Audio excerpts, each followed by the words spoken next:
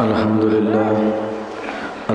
لله نحمده ونستعينه ونستغفره ونؤمن به ونتوكل عليه ونعوذ بالله من شرور أنفسنا ومن سيئات أعمالنا من يهده الله فلا مضل له ومن يضلله فلا هادي له ونشهد أن لا إله إلا الله وحده لا شريك له ونشهد أن محمدا عبده ورسوله صلى الله عليه وعلى آله وصحبه وبارك وسلم تسليما كثيرا كثيرا أما بعد فأعوذ بالله من الشيطان الرجيم بسم الله الرحمن الرحيم إن الدين عند الله الإسلام صدق الله العلي العظيم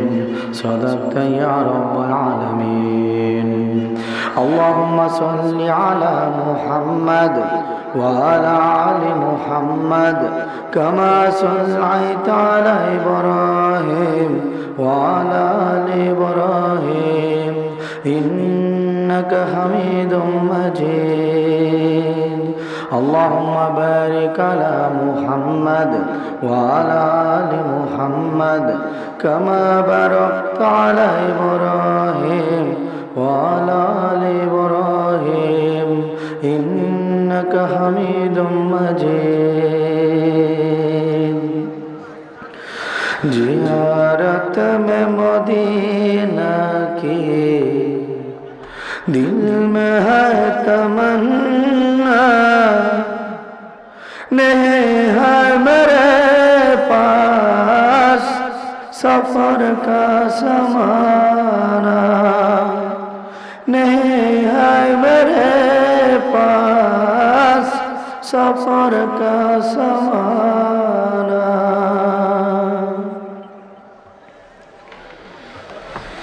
আলহামদুলিল্লাহ, আজকের এই ফুলতলা ইসলামিক সোসাইটির উদ্যোগে প্রথম বার্ষিক তাফসীরুল কোরআন মাহফিল 2019-এর শ্রদ্ধাভাজন সম্মানিত সভাপতি আল্লামা, আজকে যিনি এই অধিবেশনে আছেন আল্লামা রুস্তম আলী সাহেব দামাত বারাকাতুহু, এছাড়াও আমন্ত্রিত মেহমানবৃন্দ, বিশেষ করে আমার বড় ভাই আল্লামা মাহবুবুর রহমান দামাত বারাকাতুহু সাহেব সহ আমন্ত্রিত উলামায়ে কেরাম, আমি বয়ান শুরুর আগে একটা বিষয় নিজেদের মধ্যে পরিষ্কার না করে নিলে বয়ান করাটা একটু কষ্টকর। বিষয়টা হলো এই, আমার পরিচয় এখানে যেটা দেওয়া, নামের যে বিষয়টা, আমি আলহামদুলিল্লাহ আপনাদের দোয়ায় সারা দেশে কথা বলি, শুধু দেশ না, দেশের বিভিন্ন জায়গায় আমাকে আলহামদুলিল্লাহ শুধু মুসলমান না, হিন্দু বৌদ্ধ খ্রিস্টান ভাইয়েরাও মোটামুটি চিনে। এবং আপনাদের দোয়ায় আমি অমুসলিম ভাইদের মাঝে দাওয়াতের কাজ করি। ভারতের মাওলানা কালিম সিদ্দিকী সাহেবের নাম শুনে থাকবেন, উনি আমার উস্তাদজি। এবং এই দাওয়াতের কাজের উসিলায় সারা দেশে অসংখ্য মানুষ কালেমা পড়ছে। এবং আপনাদের পাশেই যে জুড়ি উপজেলা, গত সম্ভবত 2 বছর আগে আমি ওখানে একটা প্রোগ্রাম করেছিলাম, মাহফিলে কথা বলেছিলাম। ওই বয়ানের উসিলায় ওটা যখন ইন্টারনেটে আসলো, ইউটিউবে আসলো, কুমিল্লা চাঁদপুরের একজন হিন্দু ব্রাহ্মণ, সে এবং তার বউ আপনাদের এলাকার এই বয়ানটা শুনে ব্রাহ্মণ ব্রাহ্মণী স্বামী স্ত্রী দুজনে কালেমা পড়ে মুসলমান হয়েছে। এখন আমি সারা দেশে কথা বলছি, আবার বরিশালের এক ভাই আছে, ঝালকাঠির এক ভাই আছে, এরকম বাংলাদেশে অনেক ভাইরাই যারা মুসলিম, হিন্দু থেকে যারা মুসলিম হয়েছে, অনেকেই বাংলাদেশের মধ্যে বয়ান করে। এর মধ্যে আপনাদের দোয়ায় আমি যে লাইনে কথা বলি, এটা হলো অমুসলিম ভাইদেরকে দাওয়াত, অর্থাৎ রাসূল সাল্লাল্লাহু আলাইহি ওয়াসাল্লাম যে কালেমার দাওয়াত দিয়েছেন, বড় বড় আল্লাহর ওলিগণ যে কালেমার দাওয়াত দিয়েছেন, আমাদের উলামায়ে কেরাম যে কালেমার দাওয়াতের কথা বলেন, আমিও সেই দাওয়াতের কাজ করার চেষ্টা করি। আমাদের এই তাফসীরুল কমিটির ভাইয়েরা আমার বয়ান শুনে আমার সাথে যোগাযোগ করার জন্য মৌলানা মাহবুবুর রহমান সাহেবের সাথে যোগাযোগ করেছে। ওনারা শুধু নও মুসলিমের কথাটা বলেছে, হুজুর আবার ইন্ডিয়া চলে গিয়েছে, আমিও ব্যস্ত সারা দেশে কথা বলা নিয়ে। এদিক দিয়ে কমিটির ভাইয়েরা যখন পোস্টার করেছে, নামটা ওয়াসেক বিল্লাহ নোমানি না লিখে সিরাজুল ইসলাম সিরাজে চলে এসেছে। মানে দাওয়াত আমাকেই দিয়েছে, কথা আমার সাথে হয়েছে, কিন্তু পোস্টার করার ক্ষেত্রে সিরাজুল ইসলাম সিরাজি নামটা চলে এসেছে। উনি বরিশালের, আমি আলহামদুলিল্লাহ ময়মনসিংহ থাকি, এবং উনিও নও মুসলিম, আমিও নও মুসলিম। এই ক্ষেত্রে আপনাদের সাথে প্রথমেই বলি, এই ক্ষেত্রে যদি আপনারা মনে মনে রাগ করেন বা চিন্তা করেন ওয়াসেক বিল্লাহ সাহেবের নাম দিল না, এখন হুজুর এসে আবার বয়ান করছে, আসলে আমি যখন চিন্তা করি এটা তো আসলে একটা মানুষের ভুল হতেই পারে। একজন মুসলমান ভাই ভুল করেছে, আর একজন মুসলমান ভাই আমাদের তাকে সহায়তা করতে হবে, এগিয়ে আসতে হবে। এই হিসেবে আমার মনে কোনো কষ্ট নেই। এখন যদি আপনাদের মনেও কষ্ট না থাকে, তাহলে আমরা সকলে মিলে একটু দাওয়াতের কাজ করতে চাই। এখন আপনারা অনুমতি দিলে ইনশাল্লাহ কথা হবে, কোনো সমস্যা নাই তো নাকি? কোনো সমস্যা নাই তো? আলহামদুলিল্লাহ, শুকরিয়া। আরেকটা বিষয়, আমরা যারা এখানে বসে আছে সবাই তো মুসলিম। আমরা মুসলিম, ঈমান থাকলে একদিন না একদিন কি পাবো? জান্নাত। কিন্তু হিন্দু, বৌদ্ধ, খ্রিস্টান, ইহুদি ভাইয়েরা এরা যতই ভালো কাজ করুক, যদি ঈমান গ্রহণ না করে নিশ্চিত কোথায় যাবে? জাহান্নামে।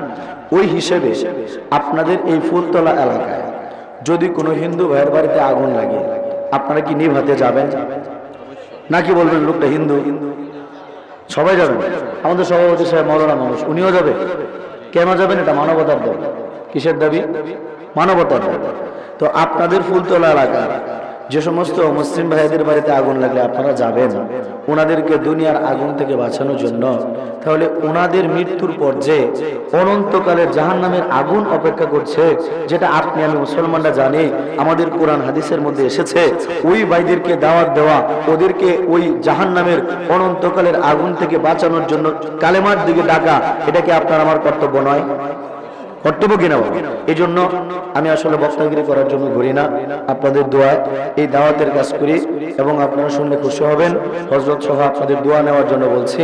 আমি অধমের এই বয়ানের উসিলায়, দাওয়াতের উসিলায় এখন পর্যন্ত প্রায় 43 জনের উপরে হিন্দু ভাই আমার কাছে কালেমা পড়ে মুসলমান হয়েছে। এখন আমরা সকলে মিলে দাওয়াতের কাজ করব।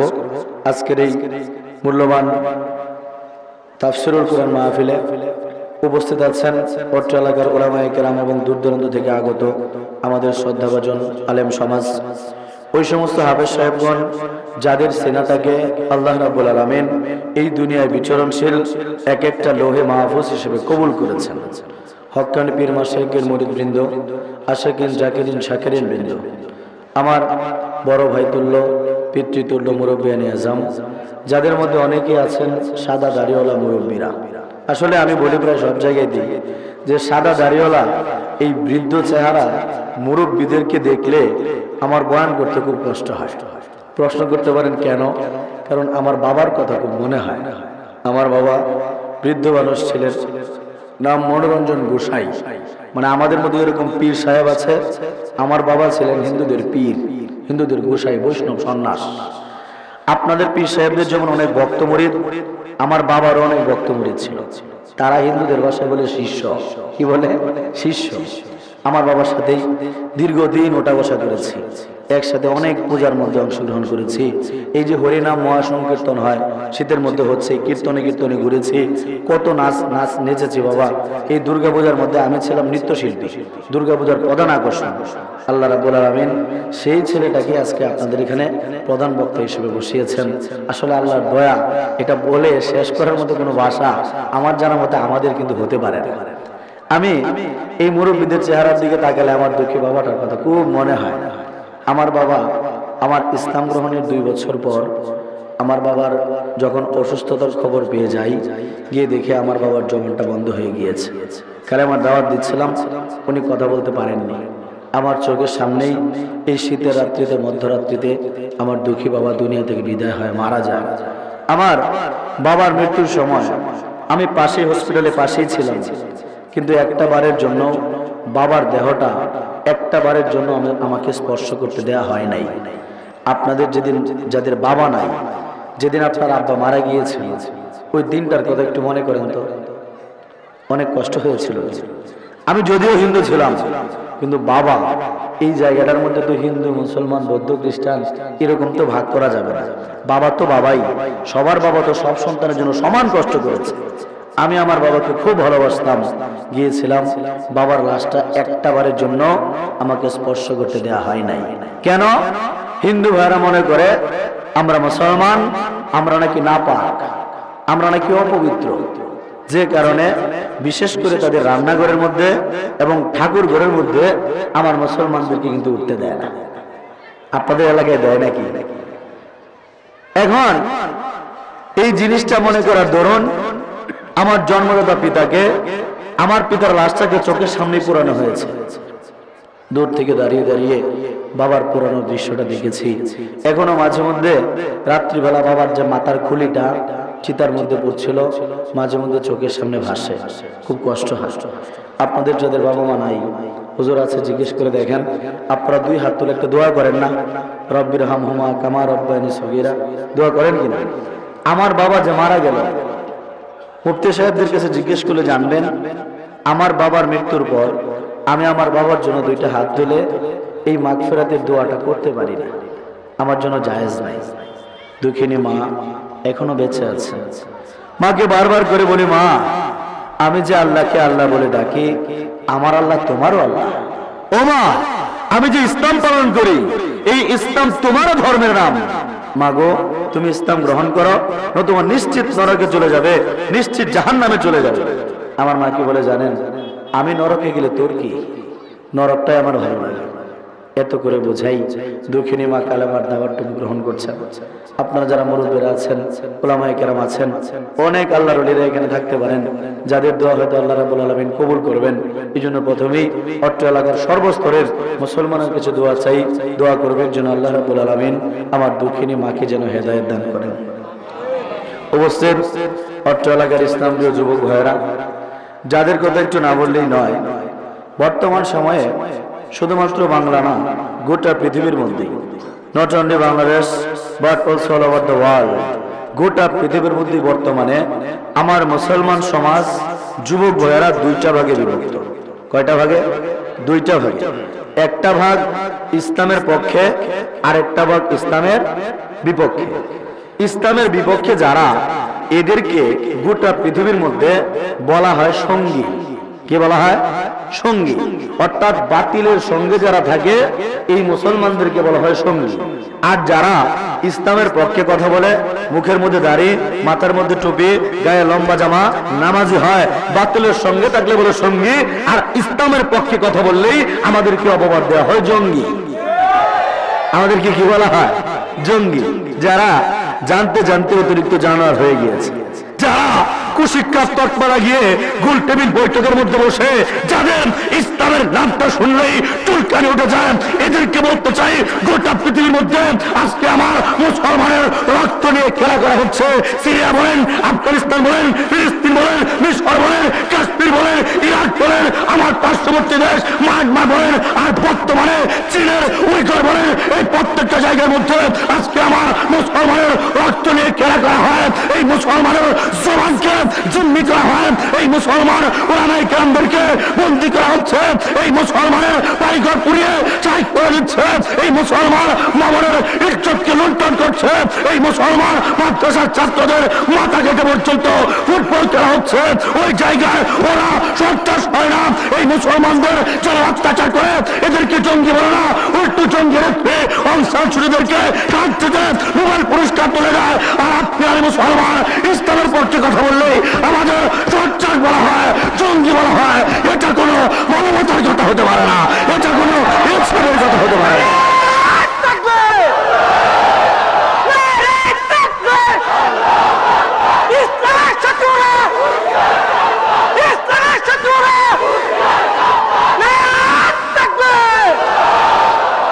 আমি আশা করব এইখানে এই মুহূর্তে ওই সমস্ত ইসলামীরা মুসলমান, ওই সমস্ত যুবক ভাইরা এখানে উপস্থিত যারা আল্লাহর জমিনে এক আল্লাহ ছাড়া আমরা অন্য কোনো কুতুবের চোখ রাখাতে ভয় পাই না। আমরা আল্লাহর জমিনে আল্লাহর দিনকে প্রতিষ্ঠা করার জন্য আমি আশা করবো ইনশাআল্লাহ আমরা বুকের সবটুকু রক্ত ঢেলে দিতে তৈরি আছি ইনশাআল্লাহ।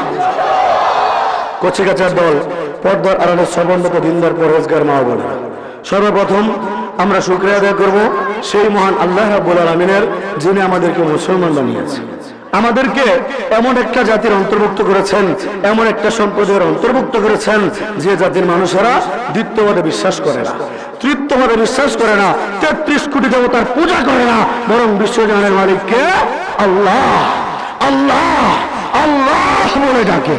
এই মুসলমান আল্লাহ রাব্বুল আলামিনকে আল্লাহ বলে ডাকে বলেই এই আল্লাহ বলনেওয়ালা, এই কালেমা পড়নেওয়ালা আপনি মুসলমান দুনিয়ার মধ্যে আছে বলেই হিন্দু বৌদ্ধ খ্রিস্টান ভাইয়ারা দুই বেলা দুমুঠো খেতে পায়। কষ্ট করতে পারেন হুজুর, কেমন কথা এটা? আমরা আছি বলে তারা খেতে পায়? হ্যাঁ, আমার আল্লাহর কাছে এই দুনিয়াটার দাম একটা মশার পাখার সমান না। আল্লাহর কাছে ইমানদারের দাম, কালেমা পড়নেওয়ালা আল্লাহওয়ালা এই মুসলমানের দাম আমার আল্লাহর কাছে বেশি। মুসলমান যতদিন পর্যন্ত এই দুনিয়াতে একটা মুসলমান থাকবে, আল্লাহ রাব্বুল আলামিনকে আল্লাহ বলে ডাকবে, ততদিন পর্যন্ত আমার মাওলা এই দুনিয়াতে কিয়ামত দিবেন না। এখন হতে পারে ভাই আপনার আমার পোশাকটা কম দামি, হতে পারে আপনার আমার ঘরের ছেলেটা ভাঙা, হতে পারে ভাই নুনান্তে পানটা ফুরিয়ে যায়, হতে পারে অর্থের অভাবে ছোট বোনটাকে, আদরের মেয়েটাকে ভালো একটা সংসারে দিতে পারে নাই, হতে পারে অর্থের জন্য ছোট ভাইটাকে, আদরের সন্তানটাকে মানুষ করতে পারে নাই, হতে পারে অনেক গরিব কৃষক অর্থের জন্য ঠিক মতো জমিনে তেল দিতে পারি না, ঠিক মতো জমিনে সার কিনতে পারি না। অনেক গরিব মুসলমান দেখেছি গ্যাস থেকে ট্যাবলেটটা পর্যন্ত প্রতিদিন কিনতে পারে না। কিন্তু ও মুসলমান, এরপরেও দুঃখ করার কিছু নাই, হতাশ হওয়ার কিছু নাই। আল্লাহ রাব্বুল আলামিন আপনাকে আমাকে ঈমান নামক যে দৌলত দিয়েছেন, কালেমা নামক যে দৌলত দিয়েছেন, এই ঈমান থাকার কারণে আল্লাহর কসম করে বলতে পারি ভারতের প্রধানমন্ত্রী নরেন্দ্র মোদীর চাইতে, আমেরিকার প্রেসিডেন্ট ডোনাল্ড ট্রাম্পের চাইতে, এই পৃথিবীর সর্বশ্রেষ্ঠ ধনী ব্যক্তি বিল গেটসের চাইতে আপনার এই ফুলতলা এলাকার একটা গরিব, একটা দিনমজুর, একটা রিকশাওয়ালা, একটা চায়ের স্টলের ঈমানদার মুসলমানের যে দাম আল্লাহর কসম করে বলতে পারি ভারতের প্রধানমন্ত্রী নরেন্দ্র মোদীর সেই দাম নাই, আমেরিকার প্রেসিডেন্ট ডোনাল্ড ট্রাম্পের সেই দাম নাই, এই পৃথিবীর সর্বশ্রেষ্ঠ ধনী ব্যক্তি বিল গেটসের সেই দাম নাই যে দাম আপনার আমার মুসলমানের আছে। কেন? আপনার মুসলমান, আপনার আমার কাছে ঈমান আছে, কালেমা আছে। এই ঈমান নিয়ে যদি আপনি আমি মরতে পারি, আল্লাহ রাব্বুল আলামিন আপনাকে আমাকে দয়া করে সর্বশেষ যদি জান্নাত দেয়, তবুও তো এই দুনিয়ার 10টা দুনিয়ার সমান একটা জান্নাত আমাদের মুসলমানের জন্য অপেক্ষা করছে। এত মহামূল্যবান মুসলমান জাতির অন্তর্ভুক্ত যে আল্লাহ রাব্বুল আলামিন আমাদের বিনা দরখাস্ত করেছেন, সেই মহান আল্লাহর সামনে শুকরিয়া আদায় করার জন্য প্রত্যেকটা ব্যক্তি দিল থেকে বলি আলহামদুলিল্লাহ। এর সাথে শত কোটি দরুদ ও সালাম পেশ করছে আপনার আমার প্রত্যেকটা মুসলমানের কলিজার টুকরা, হৃদয়ের স্পন্দন, আখিরি জমানার পয়গম্বর হযরত মুহাম্মদ সাল্লাল্লাহু আলাইহি ওয়াসাল্লামের উপর। পাশাপাশি অত্র এলাকার যে সমস্ত অমুসলিম ভাইরা আছেন, বিশেষ করে আমার পূর্ব সম্প্রদায়ের স্বজাতি ভাই, আমার হিন্দু ভাইরা যারা আছেন, আমি তাদেরকেও আজকের এই তাফসীরুল কোরআন মাহফিলের পক্ষ থেকে, আমাদের সমস্ত মুসলমানের পক্ষ থেকে আমি তাদেরকে ইসলামের দিকে আমাদের মাহফিল শোনার জন্য দাওয়াত দিচ্ছি। আপনারা কি বলেন? কোনো সমস্যা নাই তো?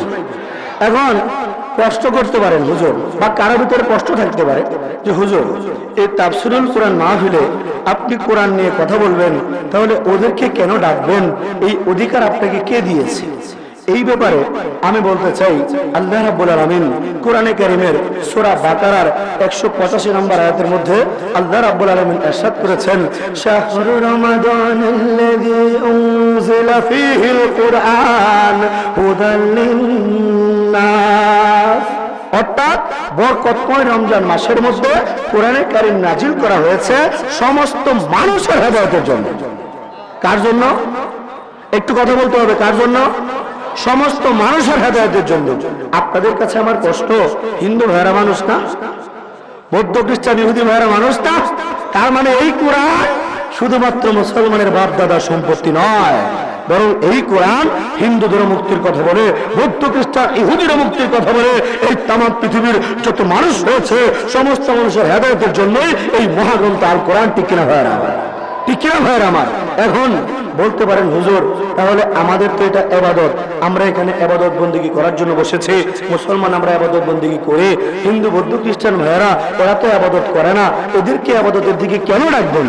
এই ব্যাপারেও স্পষ্ট সমাধান কোরআনে কারীমের সূরা বাকারার 21 নম্বর আয়াতের মধ্যে আল্লাহ রাব্বুল আলামিন ইরশাদ করেছেন, ইয়া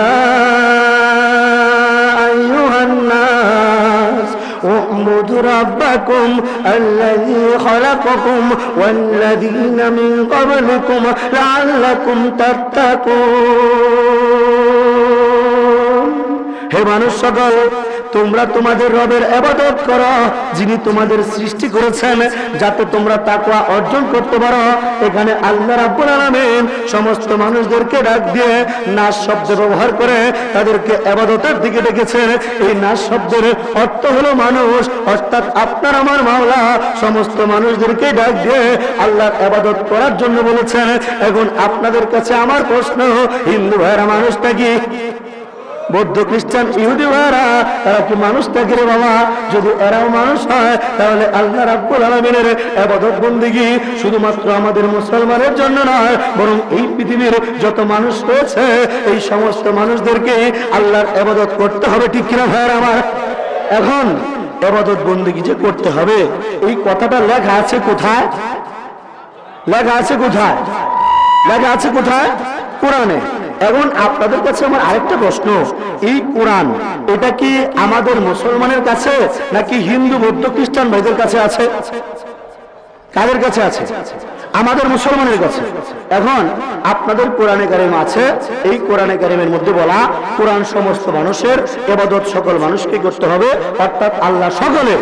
তাহলে এখন কথা হলো, যেহেতু কোরআনে কারিমের মধ্যে বলা ইবাদত বন্দেগী করতে হবে, এই ইবাদত বন্দেগী এখন হিন্দু ভাইরা বলবো হুজুর আমরাও পূজা করি, আমরা ইবাদত করি, খ্রিস্টানরা বলবো হুজুর আমরা তো আপনাদের নবীকে একবারে প্রভু বানিয়ে যীশু খ্রিস্ট বানিয়ে ফেলেছি, আমরা ইবাদত করি। বৌদ্ধরা বলতে পারে হুজুর আমি তো সিদ্ধার্থ, ওই যে রাজার পুত্র ছিল, সেই রাজপুত্রকে আমরা ভগবান বানিয়ে ফেলেছি। ইহুদিরাও দ্বিতীয়বাদে বিশ্বাস করতে পারে। এখন তারা এক একজন যদি বলে আমরা আমাদের মতো করে ইবাদত করি, তাহলে সেটা কিন্তু আল্লাহর কাছে গ্রহণযোগ্য হবে না। কেন হবে না? কারণ আল্লাহ রাব্বুল আলামিন কোরআনে কারীমের সূরা আলে ইমরানের 19 নম্বর আয়াতের মধ্যে আল্লাহ রাব্বুল আলামিন ইরশাদ করেছেন, ইন্নাদ-দীনা ইনদাল্লাহিল ইসলাম, আল্লাহর নিকট একমাত্র মনোনীত ধর্মের নাম হলো ইসলাম। তার মানে ইসলাম ছাড়া অন্য কোন ধর্ম, অন্য কোন মন্ত্র, অন্য কোন তন্ত্র, অন্য কোন গ্রন্থ আমার আল্লাহ রাব্বুল আলামিনের কাছে মুসলিম কালো গ্রহণযোগ্য নয়। আল্লাহর নিকট একমাত্র মনোনীত ধর্ম কোনটা? একমাত্র মনোনীত ধর্ম কোনটা? ইসলাম। এই কথাটা লেখা আছে কোথায়? কোরআন কি হিন্দুদের মন্দিরে, খ্রিস্টানদের গির্জায়, বৌদ্ধদের পেগুড়ায়, নাকি মুসলমানের কাছে? আপনারা যারা মুসলমান বসা, আপনারা মরবেন না, সারা জীবন বেঁচে থাকবেন, এরকম কে কে আছেন দেখি তো? সবাই মরবেন আপনারা? আপনাদের এলাকায় হিন্দুরা মনে হয় মরবে না, মরবে নাকি? আপনাদের এলাকায় বৌদ্ধ খ্রিস্টান ইহুদি ভাইয়েরা যাতায়াত করে না, এরা মনে হয় মরবে না, মরবে নাকি? আচ্ছা আপনারাও মরলেন, এই হিন্দু ভাইরাও মরলেন, বাবা মুসলিম ভাইরা বললো আপনারাও মরলেন। মৃত্যুর পরে হাসরের ময়দান যখন কায়েম হয়ে যাবে, আমরা যারা মুসলমান আমাদের কিন্তু একটা আশা আছে। কি আশা? যদি এক জাররা পরিমাণ ঈমান নিয়ে মরতে পারি, সর্বশেষ জান্নাত যদি আল্লাহ রাব্বুল আলামিন আপনাকে আমাকে দান করেন, তবু এই দুনিয়ার 10টা দুনিয়ার সমান একটা জান্নাত আমাদের জন্য অপেক্ষা করছে কিনা? কিন্তু হিন্দু ভাইদের জন্য, বৌদ্ধ খ্রিস্টান ইহুদি ভাইদের জন্য নাই। এরা যদি হাসরের ময়দানে দাঁড়িয়ে যদি আল্লাহর দরবারে নালিশ করে, যদি বলে আল্লাহ এইখানে তাফসীরের কোরআন নাযিল হয়েছিল, এই হুজুরদের সাথে ওঠা বসা ছিল, এই মুসলমান মুরব্বীদের সাথে চলাফেরা করেছি, এই যুবকদের সাথে পড়াশোনা করেছি, রাজনীতি করেছি, বন্ধুত্ব ছিল, কৃষিকাজ করেছি, ব্যবসা করেছি, কিন্তু আল্লাহ তুমি যে আমাদের আল্লাহ, ও আল্লাহ একমাত্র ইসলাম যে সত্য ধর্ম, এই কোরআন যে আমাদেরও হেদায়েতের জন্য, এই কথা মুসলমান আমাদেরকে বলে নাই। এই বিচারটুকু, এই নালিশটুকু হাসরের ময়দানে আপনারা আমার বিরুদ্ধে দিতে পারে না? দিতে পারে কিনা? ও ভাই, যখন যুগে যুগে মানুষগুলা আল্লাহ তাআলা যে মানুষদেরকে পাঠিয়েছে আল্লাহ তাআলাকে বাদ দিয়ে যখনই মানুষ মূর্তি পূজা করেছে, শিরিক করেছে, অন্য কাউকে প্রভু মেনেছে, আল্লাহ রাব্বুল আলামিন যুগে যুগে নবী রাসূল পাঠিয়েছেন কিনা? সর্বশেষ যিনি এসেছেন আখিরি জামানার পয়গম্বর, আপনার আমার প্রত্যেকটা মুসলমানের কলিজার টুকরা হযরত মুহাম্মদ সাল্লাল্লাহু আলাইহি ওয়াসাল্লাম। উনার পরে আর কি কোন নবী আসবেন এই বিশ্বাস তো আমাদের আছে নাকি? এখন উনার পর যদি আর কোন নবী না আসে, তার মানে নবুয়তের দরজায় তালা লেগে গিয়েছে। আমার প্রশ্ন, রাসূল সাল্লাল্লাহু আলাইহি ওয়াসাল্লাম উনার নবুয়ত প্রাপ্তির পর থেকে নিয়ে একবারে শেষ জীবন পর্যন্ত উনি কাদেরকে দাওয়াত দিয়েছেন? সিরাতের কিতাব যারা পড়েছেন, রাসূল সাল্লাল্লাহু আলাইহি ওয়াসাল্লাম নবুয়ত প্রাপ্তির পর থেকে নিয়ে ওনার শেষ জীবন পর্যন্ত কাদেরকে দাওয়াত দিয়েছেন? কাফের মুশরিকদেরকে। পূর্ববর্তী যত নবীরা এই দুনিয়াতে এসেছেন সবাই কাদেরকে দাওয়াত দিয়েছেন? কাফের মুশরিকদেরকে। এই যে সিলেটের পুণ্যভূমিতে শুয়ে আছেন শাহজালাল রহমতুল্লাহ আলাইহি, শাহ পরান রহমতুল্লাহ আলাইহি, এই আল্লাহর ওলিগণ শাহ মাকদুম রহমতুল্লাহ আলাইহি, শাহ সুলতান নবী রহমতুল্লাহ আলাইহি, খাজা মাইনুদ্দিন চিশতি রহমতুল্লাহ আলাইহি, বড়পীর আব্দুল কাদের জিলানী রহমতুল্লাহ আলাইহি, বিক্রমপুরের মাটিতে শুয়ে আছেন দায়ী বাবা আদম শহীদ রহমতুল্লাহ আলাইহি। এই সমস্ত আল্লাহর ওলিগণ এই ভারতবর্ষে এসে নিজেদের ব্যক্তিগত কোনো কিছু প্রচার করেন নাই, বরং ওনারা কালেমার দাওয়াত দিয়েছে। এই আল্লাহর ওলিদের উসিলায় লক্ষ লক্ষ মুসলিম কালেমা পড়ে মুসলমান হয়েছে। মুসলমান হয়েছে কিনা? শাহজালাল মাজার এখানে দেখবেন, ওইখানে শুধু মুসলমানরা দান করে না, অনেক হিন্দুরাও দান করে। দান করে কিনা বাবা? কেন? উনি এই সকলকে দাওয়াত দিয়েছেন, কালেমার দাওয়াত দিয়েছেন। এই আল্লাহর ওলিগণ যে কালেমার দাওয়াত দিয়েছেন, রাসূল সাল্লাল্লাহু আলাইহি ওয়াসাল্লাম যে কালেমার দাওয়াত দিয়েছেন, পূর্ববর্তী নবীগণ যে কালেমার দাওয়াত দিয়েছেন, যাদের কাছে দিয়েছেন ওই কাফের মুশরিকরা, ওই হিন্দু বৌদ্ধ খ্রিস্টান ভাইয়েরা এখন কি দুনিয়াতে নাই? দুনিয়াতে আছে নাকি? আছে নাকি? তাহলে ওদেরকে দাওয়াত দেওয়ার জিম্মাদারি কার?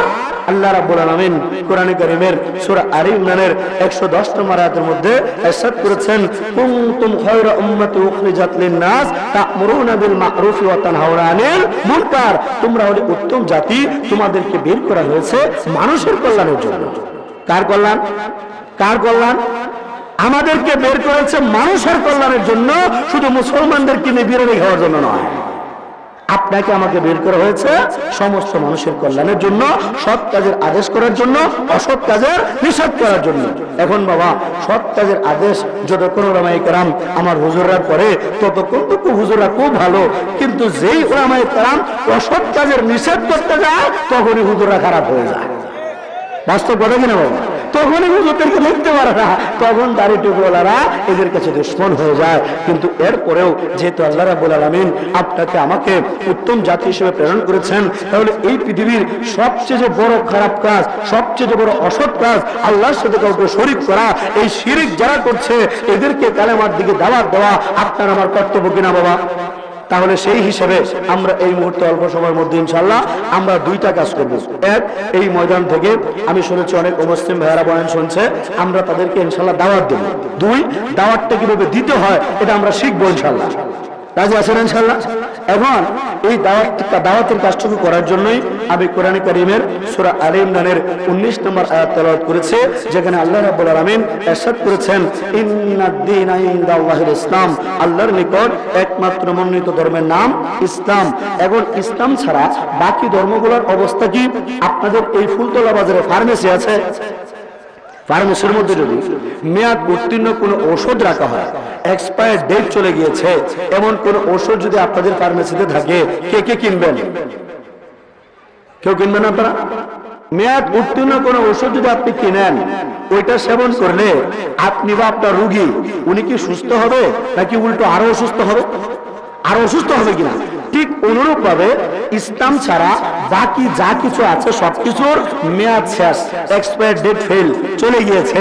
এই মেয়াদ উত্তীর্ণ ওষুধ সেবন করলে যেমন অসুস্থ মানুষ সুস্থ হতে পারে না, ঠিক অনুরূপ ভাবে ইসলাম ছাড়া অন্য কোনো ধর্ম, অন্য কোনো মন্ত্র, অন্য কোনো তন্ত্র, অন্য কোনো গ্রন্থের পিছনে ছুটলে এই দুনিয়ার মানুষ কোনোদিন মুক্তি পেতে পারে না। এখন হিন্দু ভাইরা বলতে পারে, হুজুর আমরাও তো একটা ধর্ম পালন করি। বৌদ্ধ খ্রিস্টান ইহুদিরা বলবে, হুজুর আমরাও তো একটা ধর্ম পালন করি। তাহলে আমাদের সাথে আপনাদের মুসলমানের সমস্যাটা কোন জায়গা? সমস্যা যে মূল জায়গা সেটা হলো ইমানের মধ্যে। কিসের মধ্যে? ইমানের মধ্যে। অর্থাৎ আপনি আমি বিশ্বাস করি সমস্ত কিছুর মালিক কয়জন? আপনারা কয়জন বিশ্বাস করেন? তাহলে একটু কথা বলতে হবে। এই সমস্ত তামাম বিশ্বজানের সমস্ত কিছুর মালিক কয়জন? এই সমস্ত কিছুর মালিক যে একজন, এই চরম সত্য কথাটা একটু গভীরভাবে লক্ষ্য করলে দেখবেন আপনি আমি মুসলমান ছাড়া আর কেউ মানে না। কেউ দ্বিতীয়বাদে বিশ্বাস করে, কেউ তৃতীয়বাদে বিশ্বাস করে, আর কেউ 33 কোটি দেবতার পূজা করে। আচ্ছা, আমি যখন হিন্দু ছিলাম আমার হাত কি 10টা ছিল না? আমার হাত কি 10টা ছিল না হিন্দু থাকতে? কয়টা?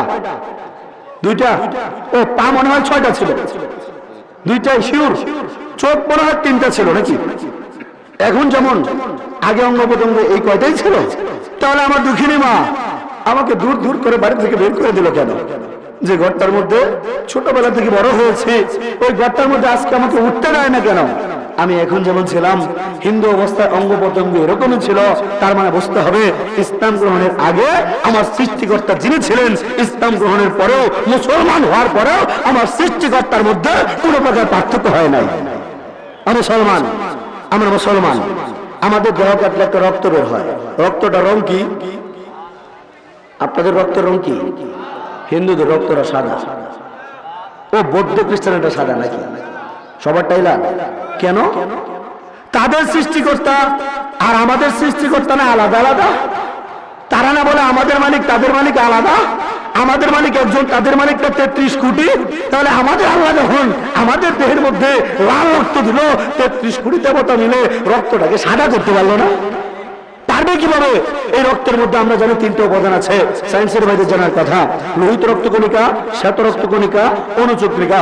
লোহিত রক্তকণিকার ভেতরে হিমোগ্লোবিন নামক একটা রঞ্জক পদার্থ আছে, যার উপস্থিতির কারণে রক্তের রংটা লাল হয়। চ্যালেঞ্জ করলাম সমস্ত নাস্তিক পটকারদেরকে, আমার আল্লাহ রাব্বুল আলামিন এই রক্তের লোহিত কণিকার মধ্যে যে হিমোগ্লোবিন দিয়েছে, এই হিমোগ্লোবিনের এই রঞ্জক পদার্থ কারো পক্ষে তৈরি করা সম্ভব? তার মানে বুঝতে হবে আপনার আমার দেহের মধ্যে এই যে রক্ত প্রবাহিত হয়, এই রক্তের সৃষ্টিকর্তা যিনি, হিন্দু বৌদ্ধ খ্রিস্টান ভাইয়ের দেহের মধ্যে প্রবাহিত প্রত্যেকটা তত্ত্ব রক্ত ফোটার সৃষ্টিকর্তাও তিনি। বিশ্বের যত বনে আদম সোনা দিয়া মন, হাজার স্রষ্টা নয় রে সৃষ্টির স্রষ্টা যে একজন। বিশ্বের যত বনে আদম সোনা দিয়া মন, হাজার স্রষ্টা নয় রে সৃষ্টির স্রষ্টা যে একজন। কেউ বা মানো বাইবেল তাওরাত, কেউ বা মানো গীতা, কেউ বিশ্বাসী 3 খোদাতে, কেউ 33 কোটি দেবতা। 107 বিশ্বাস করে বিশ্ব মুসলমান, তাদের কাছে প্রমাণ আছে পবিত্র কুরআন। স্রষ্টা যদি হতো রে ভাই হাজার কিংবা কোটি, লন্ড ভন্ড হয়ে যেত বিশ্ব সোসাইটি। আমার আল্লাহ সত্য, নবী সত্য, সত্য যে কুরআন। এই বিশ্বাস বিশ্বাসী ভাই আমরা মুসলমান, ও ভাই বিশ্ব মুসলমান। ও মুসলমান ভাইয়ের আমার, এই তামাম বিশ্বজানের সৃষ্টিকর্তা যে ভিন্ন ভিন্ন নয়, এই জিনিসটা বোঝানোর জন্য শুধু এই বক্তৃতার ময়দানে নয়, বরং আজকে যখন আপনাদের এই মাহফিলে আসছিলাম, আমি গাড়িটা থামিয়ে নেমে গিয়ে একজন ঝালমুড়িওয়ালা হয়ে দেখি তার হাতের মধ্যে সুতা বাঁধা, ওই পূজা সুতা। বুঝতে পারলাম ভাইটা হিন্দু। তার কাছে গিয়ে দাঁড়িয়ে তাকে সত্যের দাওয়াত দিয়েছে। অনেক হিন্দু ভাই জুতা সেলাই করতে থাকে। আমি রাজপথের মধ্যে এই ধুলো বালির মধ্যে গাড়িটা থামিয়ে ওই জুতা সেলাই করা ওই ভাইটাকেও কালেমার দাওয়াত দেওয়ার চেষ্টা করে হিন্দুদের মন্দিরে গিয়ে ওই ব্রাহ্মণ ঠাকুর দাদাদেরকেও কালেমার দাওয়াত দিয়েছে রে বাবা। ওই খ্রিস্টানদের গির্জার মধ্যে গিয়ে ওই ব্রাদার গিউ সহ এদেরকেও কালেমার দাওয়াত দেওয়ার চেষ্টা করেছে। হিন্দুদের ইস্কনের রাধা মাধব মন্দিরে গিয়েও ওদেরকে কালেমার দাওয়াত দিয়েছে। হাজারো হিন্দু ব্রাহ্মণ পণ্ডিতদেরকে এই কালেমার দাওয়াত দিয়ে যাচ্ছে। ও ভাইয়ের আমার, আমি মাকে গিয়ে বললাম আমার যে দুঃখিনী মা, আমার হিন্দু মা, উনিও গোসাই মানুষ। আমি মাকে গিয়ে বললাম, মা, এক সৃষ্টিকর্তাকে মানে বলে তুমি আমাকে দেখতে পারো না মা?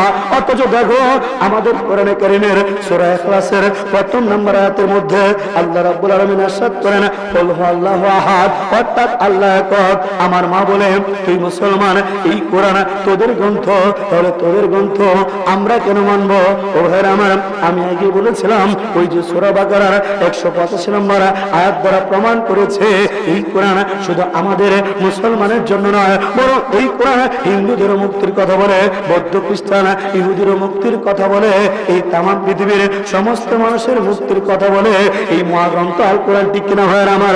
তারা যখন মানতে চায় না, আমি মাকে বলে জায়গায় জায়গায় ব্রাহ্মণ পণ্ডিত হিন্দু ভাইদেরকে ডাক দিয়ে বলি, ভাই আপনাদের এই ফুলতলা এলাকার হিন্দু ভাইদেরকেও আমন্ত্রণ জানিয়ে বলছি, ভাই আমরা মুসলমান, যদি কোরআন হাদিস তা মানে আমার মুসলমানদেরকে যেমন মুসলমান বলা যাবে না, ঠিক অনুরূপভাবে হিন্দু ভাইরা যদি তারা তাদের ধর্মগ্রন্থ না মানে, তাদের মঞ্চগুলা না মানে, তাহলে তাদেরকেও নিশ্চয়ই হিন্দু বলার সুযোগ নাই।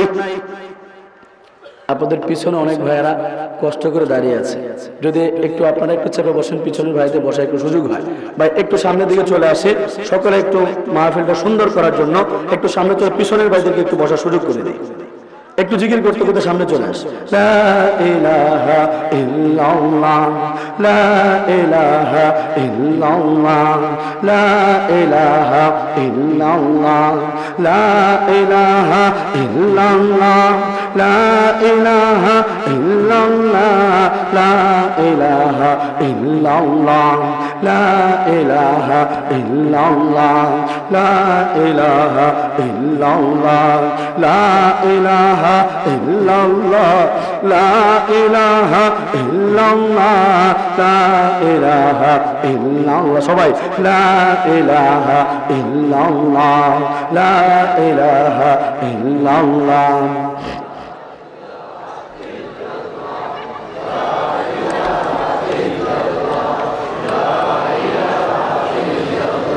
রোজ বিহানে একটা পাখি আল্লাহ আল্লাহ ডাকে, সেই পাখিটির গানে গানে হৃদয় দুলতে থাকে।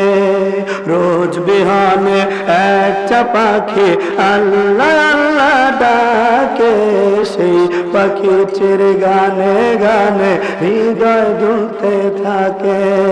লা ইলাহা ইল্লাল্লাহ, লা ইলাহা ইল্লাল্লাহ, লা ইলাহা ইল্লাল্লাহ, লা ইলাহা ইল্লাল্লাহ, লা ইলাহা ইল্লাল্লাহ, লা ইলাহা ইল্লাল্লাহ, লা ইলাহা ইল্লাল্লাহ, লা ইলাহা ইল্লাল্লাহ, লা ইলাহা ইল্লাল্লাহ, লা ইলাহা ইল্লাল্লাহ, লা ইলাহা ইল্লাল্লাহ, লা ইলাহা ইল্লাল্লাহ, লা ইলাহা ইল্লাল্লাহ, লা ইলাহা ইল্লাল্লাহ, লা ইলাহা ইল্লাল্লাহ, লা ইলাহা ইল্লাল্লাহ মুহাম্মাদুর রাসূলুল্লাহ।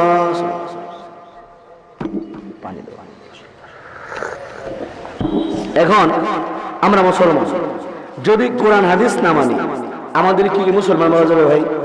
তাহলে হিন্দু ভাইরা যদি তারা তাদের ধর্মগ্রন্থ না মানে, তাদেরকে হিন্দু বলার সুযোগ নাই। ও ভাইরা আমার, হিন্দু ভাইদের কট উপনিষদের ২ নম্বর অধ্যায়ের ১ নম্বর মন্ত্রের ১১ নম্বর শ্লোকের মধ্যে বলা, আমি রেফারেন্স সহ দলিল সহ বলে দিচ্ছে, প্রয়োজন হলে দেখতে পারবে। এবং তাদের রামায়ণ, মহাভারত, বেদ, গীতা, মার্কণ্ড পুরাণ, কল্কি পুরাণ, ভবিষ্য পুরাণ, এই সমস্ত যত কিতাবাদি রয়েছে বাবা, আলহামদুলিল্লাহ এইগুলা আমার সংগ্রহে আছে। যদি কেউ প্রমাণ চায় আমি চ্যালেঞ্জ করতে পারবো বাবা। মুসলমান ভাইয়ের আমার, হিন্দু ভাইদের কট উপনিষদের ২ নম্বর অধ্যায়ের ১ নম্বর মন্ত্রের ১১ নম্বর শ্লোকের মধ্যে বলা, একং ব্রহ্ম দ্বিতীয় নাস্তি নাস্তি কিঞ্চন, অর্থাৎ মালিক একজন, দ্বিতীয় কোনো মালিক নাই, নাই নাই নাই কিঞ্চিত পরিমাণ নাই। এবং ঋগ্বেদের ৬ নম্বর মণ্ডলের ৪৫ নম্বর সূক্তের ১৬ নম্বর মন্ত্রের মধ্যে বলা, য এক ইত্যমুষ্টি হে কৃষ্টিনাং বিচর্ষানে, অর্থাৎ যিনি সর্বদর্শী, যিনি বর্ষণশীল, তিনি এক, তিনি ও ভাইয়ের আমার, এছাড়াও হিন্দু ভাইদের অথর্ব বেদের 14 নম্বর মণ্ডলের 4 নম্বর সূক্তের মধ্যে বলা, ন দ্বিতীয় ন তৃতীয় চতুর্থ ন পুচ্ছতে ন পঞ্চম ন ষষ্ঠ সপ্তম ন পুচ্ছতে ন অষ্টম ন নবম দশম ন পুচ্ছতে য এতং দেব মেকবৃত্তং বেদ, অর্থাৎ সৃষ্টিকর্তা 2 জন 3 জন 4 জন 5 জন 6 জন 7 জন 8 জন 9 জন 10 জন বলে আর কেউ নাই, বরং পরমেশ্বর সৃষ্টিকর্তাকে যিনি একজন বলে জানেন তিনি তাহাকে অভিহিত হন, অর্থাৎ পরমেশ্বর সৃষ্টিকর্তাই একজন। কয়জন? কয়জন? আমাদের কোরআনে আসলো সৃষ্টিকর্তা কয়জন? একটু জোরে বলেন। আবার হিন্দু ভাইদের মঞ্চ দ্বারা প্রমাণ দিলাম, তাদের মঞ্চের মধ্যে বলা সৃষ্টিকর্তা কয়জন? 2টা জায়গার মধ্যে মিলে গেল কিনা বাবা? মিলল কিনা? ও বাবা, এখন আমরা মুসলমান, গ্রন্থের মধ্যে আসলো আমাদের সৃষ্টিকর্তা একজন। এখন আমাদেরকে যদি জিজ্ঞেস করা হয়, ও মুসলমান ভাইয়ের আমার, তোমাদের সৃষ্টিকর্তার নাম কে? তোমাদের মালিকের নাম কে? তোমাদের প্রভুর নাম কে? এই মুসলমানের মধ্যে কেউ আওয়ামী লীগ করতে পারে, কেউ বিএনপি করতে পারে, কেউ জামাতে ইসলাম, কেউ শিবির হতে পারে, কেউ এরশাদ চাচা লাঙ্গল ফেলতে পারে, কেউ কমি, কেউ আলিয়া হতে পারে, এক একজন এক এক পীরের মুরিদ হতে পারে, কেউ ধনী কেউ গরিব হতে পারে, কেউ নারী কেউ পুরুষ হতে পারে, কেউ যুবক কেউ বৃদ্ধ হতে পারে, কিন্তু এই মুসলমানের সৃষ্টিকর্তার মধ্যে কোনো পার্থক্য নাই, এই মুসলমানের মালিকের মধ্যে কোনো পার্থক্য নাই, এই মুসলমানের প্রতিপালকের মধ্যে কোনো পার্থক্য নাই। এই মুসলমানদের তাদের যদি জিজ্ঞেস করা হয়, এই প্রত্যেকটা মুসলমান তাদের নিজেদের মধ্যে থাকা সমস্ত ভেদাভেদ ভুলে গিয়ে কলিজা ছেড়ে বলবে, আমাদের রবের নাম, আমাদের মালিকের নাম, আমাদের সৃষ্টিকর্তার নাম হলো আল্লাহ। আমাদের মালিকের নাম, আমাদের সৃষ্টিকর্তার নাম, আমাদের প্রভুর নাম, আমাদের রবের নাম, আমাদের রিজিকদাতার নাম, আমাদের মৃত্যুদাতার নাম। ও মুসলমান, আমরা মুসলমান, গ্রন্থের মধ্যে আসলো সৃষ্টিকর্তা একজন। যে কোনো মুসলমানকে জিজ্ঞেস করা হলে প্রত্যেকটা মুসলমান বলে দিতে পারে সৃষ্টিকর্তা নাম আল্লাহ। হিন্দু ভাইদের গ্রন্থের মধ্যে আসলো তাদের স্রষ্টা একজন। এখন মাকে বলে, মা আমাকে তো বাড়ি থেকে বের করে দিলে, একজনকে মানি বলে আমার একজন সৃষ্টিকর্তা নাম আল্লাহ। তোমার মঞ্চের মধ্যে বলা তোমার সৃষ্টিকর্তা একজন, তাহলে বলো মা, বলো তোমার একজন দেবতার নাম বলো। আমার মা টেনশনে পড়ে যায়, জায়গায় জায়গায় ব্রাহ্মণ পণ্ডিত গুরু বাবাজিরা এরা টেনশনে পড়ে যায়, স্কুলের ভাইরা এরা টেনশনে পড়ে যায়। এর কারণ হলো, কোন হিন্দু ভাই যদি বলে তার সৃষ্টিকর্তা নাম ব্রহ্মা, তাহলে আমি বলি বিষ্ণু কি দোষ করলো রে বাবা? বলে সৃষ্টিকর্তা নাম বিষ্ণু, বলে মহেশ্বর কোথায় গেল? বলে সৃষ্টিকর্তা নাম মহেশ্বর। বলে ভোলানাথ যে দূরে সরে গেল, বলে সৃষ্টিকর্তা নাম ভোলানাথ। বলে জগন্নাথ তো রাগ করে বসবে, বলে সৃষ্টিকর্তা নাম জগন্নাথ। বলে অনুকূল কি দোষ করলো? বলে সৃষ্টিকর্তা নাম অনুকূল। বলে বাবা লোকনাথ খেপে যাবে, বলে সৃষ্টিকর্তা নাম লোকনাথ। বলে নারদ কোথায় গেল? বলে সৃষ্টিকর্তা নাম নারদ। বলে নারায়ণ রাগ করে বসবে, বলে সৃষ্টিকর্তা নাম নারায়ণ। তাহলে দাসী আপনি কৃষ্ণ ধরে আসতে পারে, বলে সৃষ্টিকর্তা নাম কৃষ্ণ। তাহলে তারপরে প্রিয় স্ত্রী অর্থাৎ তার মামি, তার মামা আয়ন ঘোষের স্ত্রী রাধা তখন রাগ করে বসবে, বলে সৃষ্টিকর্তা নাম রাধা। তাহলে কৃষ্ণের খেলার সাথে বলরাম কি দোষ করলো রে দাদা? বলে সৃষ্টিকর্তা নাম বলরাম। তাহলে অযোধ্যার দশরথের বড় ছেলে রাম তখন খেপে যাবে, বলে সৃষ্টিকর্তা নাম রাম। তাহলে তার ছোট ভাই লক্ষণ কোথায় গেল?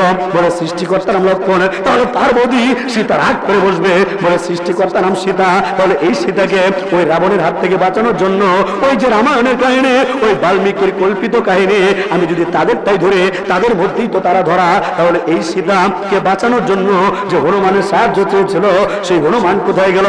বলে সৃষ্টিকর্তা নাম হনুমান। তাহলে জিহ্বার মধ্যে কামড় দিয়ে কালী দেবী রাগ করে বসবে, বলে সৃষ্টিকর্তা নাম কালী। তাহলে তার স্বামী শিব কি দোষ করলো রে খালি খেলে? বলে সৃষ্টিকর্তা নাম শিব। তাহলে তার বউ 10 হাত নিয়ে দুর্গা তেরে আসবে, বলে সৃষ্টিকর্তা নাম দুর্গা। তাহলে তার মেয়ে লক্ষ্মীকে রাগ করলে রে বাবা, বলে সৃষ্টিকর্তা নাম লক্ষ্মী। তাহলে তার বোন সরস্বতী খেপে যাবে, বলে সৃষ্টিকর্তা নাম সরস্বতী। তাহলে তার ভাই কার্তিক কি দোষ করলো? বলে সৃষ্টিকর্তা নাম কার্তিক। তাহলে তার ভাই গণেশ খেলে যাবে, বলে সৃষ্টিকর্তা নাম গণেশ। তাহলে দুর্গা পূজার মধ্যে ওই যে গণেশের পাশে একটা কলা গাছকে সাদা কাপড় পরে রাখা হয়, এটা হলো গণেশের বউ, বলে সৃষ্টিকর্তা নাম গণেশ। বলে গণেশের বউ কলা গাছ রাগ করে বসবে, বলে সৃষ্টিকর্তা নাম কলা গাছ। বলে তুলসী গাছ খেপে যাবে, কারণ হিন্দুরা তো তুলসী গাছের পূজা করে, ঠিক কিনা ভাইয়ের আমার? বলে সৃষ্টিকর্তা নাম তুলছে, বলে বেল গাছ রাগ করে বসবে, বলে সৃষ্টিকর্তা নাম বেল গাছ, বলে শেওড়া গাছ খেপে যাবে, বলে সৃষ্টিকর্তা নাম শেওড়া, বলে চন্দ্র কি রাগ করে দোষ করলো রে বাবা, বলে সৃষ্টিকর্তা নাম চন্দ্র, তাহলে সূর্য খেপে যেতে পারে, বলে সৃষ্টিকর্তা নাম সূর্য, তাহলে ওই তাদের মা গঙ্গা অর্থাৎ পানি রাগ করে বসবে, বলে সৃষ্টিকর্তা নাম পানি, তাহলে মাটি কি দোষ করলো রে বাবা, তারা তো মাটিরও পূজা করে, বলে সৃষ্টিকর্তা নাম মাটি, তাহলে বাতাস খেপে যাবে, বলে সৃষ্টিকর্তা নাম বাতাস, তাহলে ওই ইন্দ্র দেবতা দরজা ইন্দ্র, ওই ইন্দ্র দেবতা রাগ করে বসবে, বলে সৃষ্টিকর্তা নাম ইন্দ্র, তাহলে বরুণ যে বৃষ্টি দেয় ওই বৃষ্টির দেবতা খেপে যাবে, বলে সৃষ্টিকর্তা নাম বৃষ্টি, তাহলে তাদের অগ্নি ওই আগুন রাগ করে বসবে। এরকম করে পুরো হিন্দু ভাই যদি একং ব্রহ্ম দ্বিতীয় নাস্তে না নাস্তে কিঞ্চন এবং জয় কৃত্য মুষ্টি কৃষ্ণ বিচর স্থানে এই মন্ত্রগুলোর সাথে তাল মিলিয়ে একজন দেবতার নাম বলতে যায়, যেহেতু তারা ৩৩ কোটি দেবতার পূজা করে, বাকি ৩২ কোটি ৯৯,৯99,৯99 জন দেবতাই তখন রাগ করে বসবে। ঠিক কিনা ভাইয়েরা আমার? যে কারণে কোন হিন্দু ভাইয়ের পক্ষে একজন দেবতার নাম বলা সম্ভব না। অবসরমান আমাদের গ্রন্থে আসলো সৃষ্টিকর্তা কয়জন? একটু জোরে বলেন। হিন্দুদের গ্রন্থের মধ্যে আসলো সৃষ্টিকর্তা কয়জন? আমাদের একজন সৃষ্টিকর্তার নাম, হিন্দুদের একজন সৃষ্টিকর্তার নাম বলতে পারে না। ও বাবা, তাহলে তাদেরকে সাহায্য করার দরকার আছে না নাই? হিন্দু ভাইদের প্রধান ধর্মগ্রন্থের নাম বেদ। এই বেদ মোট 4টা ভাগে বিভক্ত: ঋগ্বেদ, সামবেদ, অথর্ববেদ, যজুর্বেদ। এই অথর্ববেদের শাখা অল্পনিষদের মধ্যে বলা হোতারমিন্দ্র মহাসুরেন্দ্রবু অল্লে জ্যেষ্ঠং শ্রেষ্ঠং পরমং পুণ্যং ব্রহ্মণং অল্লাম অল্লু রাসূল মুহাম্মদ রকং বরস্য অল্লু অল্লাম আদল্লাং বুকম একং আল্লাহ বুকং বিখ্যাতকম। অর্থাৎ দেবতাদের রাজা আল্লাহ, আদি ও সকলের বড়, ইন্দ্রের গুরু আল্লাহ, পূর্ণ ব্রহ্মা, অক্ষয় অব্যয় স্বয়ম্ভু মুহাম্মদ আল্লাহ রাসূল পরম বরণীয়। এই মন্ত্র দ্বারা প্রমাণ হয়ে যায় প্রত্যেকটা হিন্দু ভাইয়ের সৃষ্টিকর্তার নাম হলো আল্লাহ। ও ভাইয়েরা আমার, বিশেষ করে আমার যুবক ভাইয়েরা যারা ইন্টারনেটের ফেসবুকের বড় বড় জিনিসগুলো ব্রাউজ করেন, আপনারা হয়তো লক্ষ্য করেছেন, আমার ওলামায়ে কেরাম সহ মুরব্বী বুজুর্গ বাবারা আপনারা হয়তো লক্ষ্য করেছেন, এই দুনিয়ার মধ্যে কখনো কখনো গোস্তের টুকরার মধ্যে কুদরতি ভাবে লেখা দেখতে পাওয়া গিয়েছে আল্লাহ।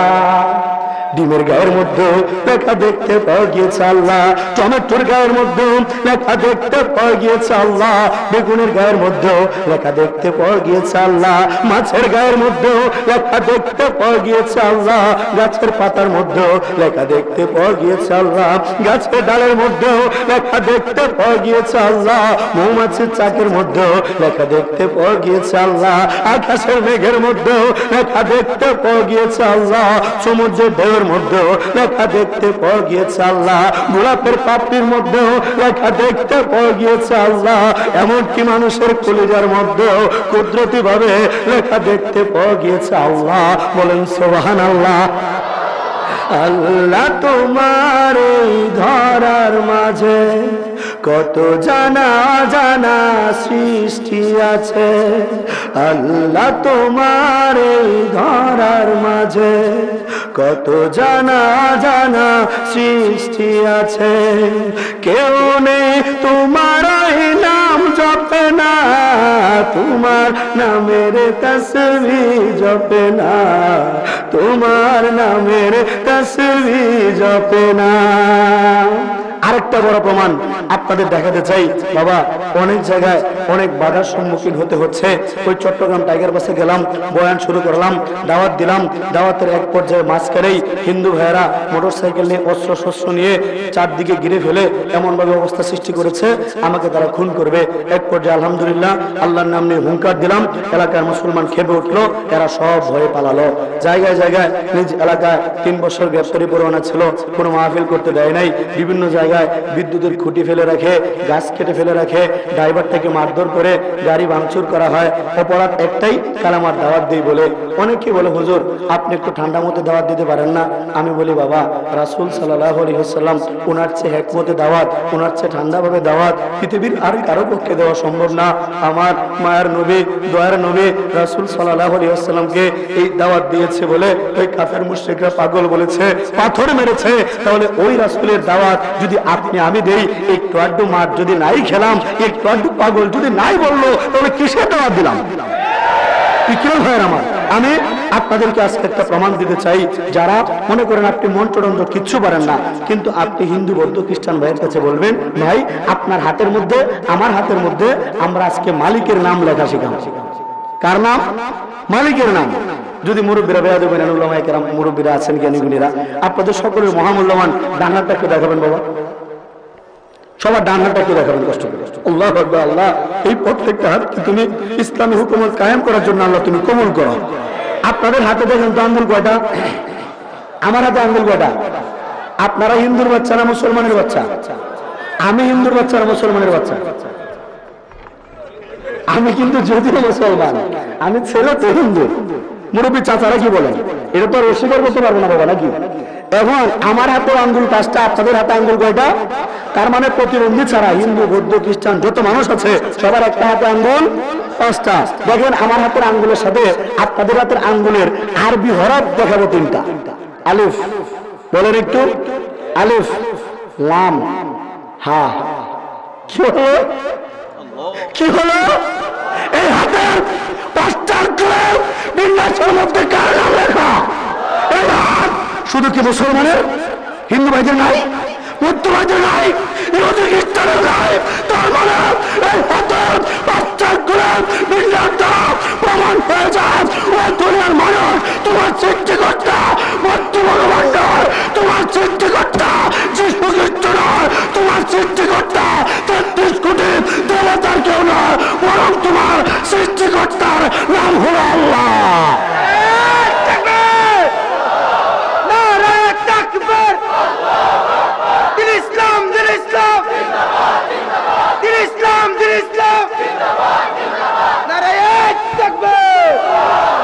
তার মানে সৃষ্টিকর্তার নাম।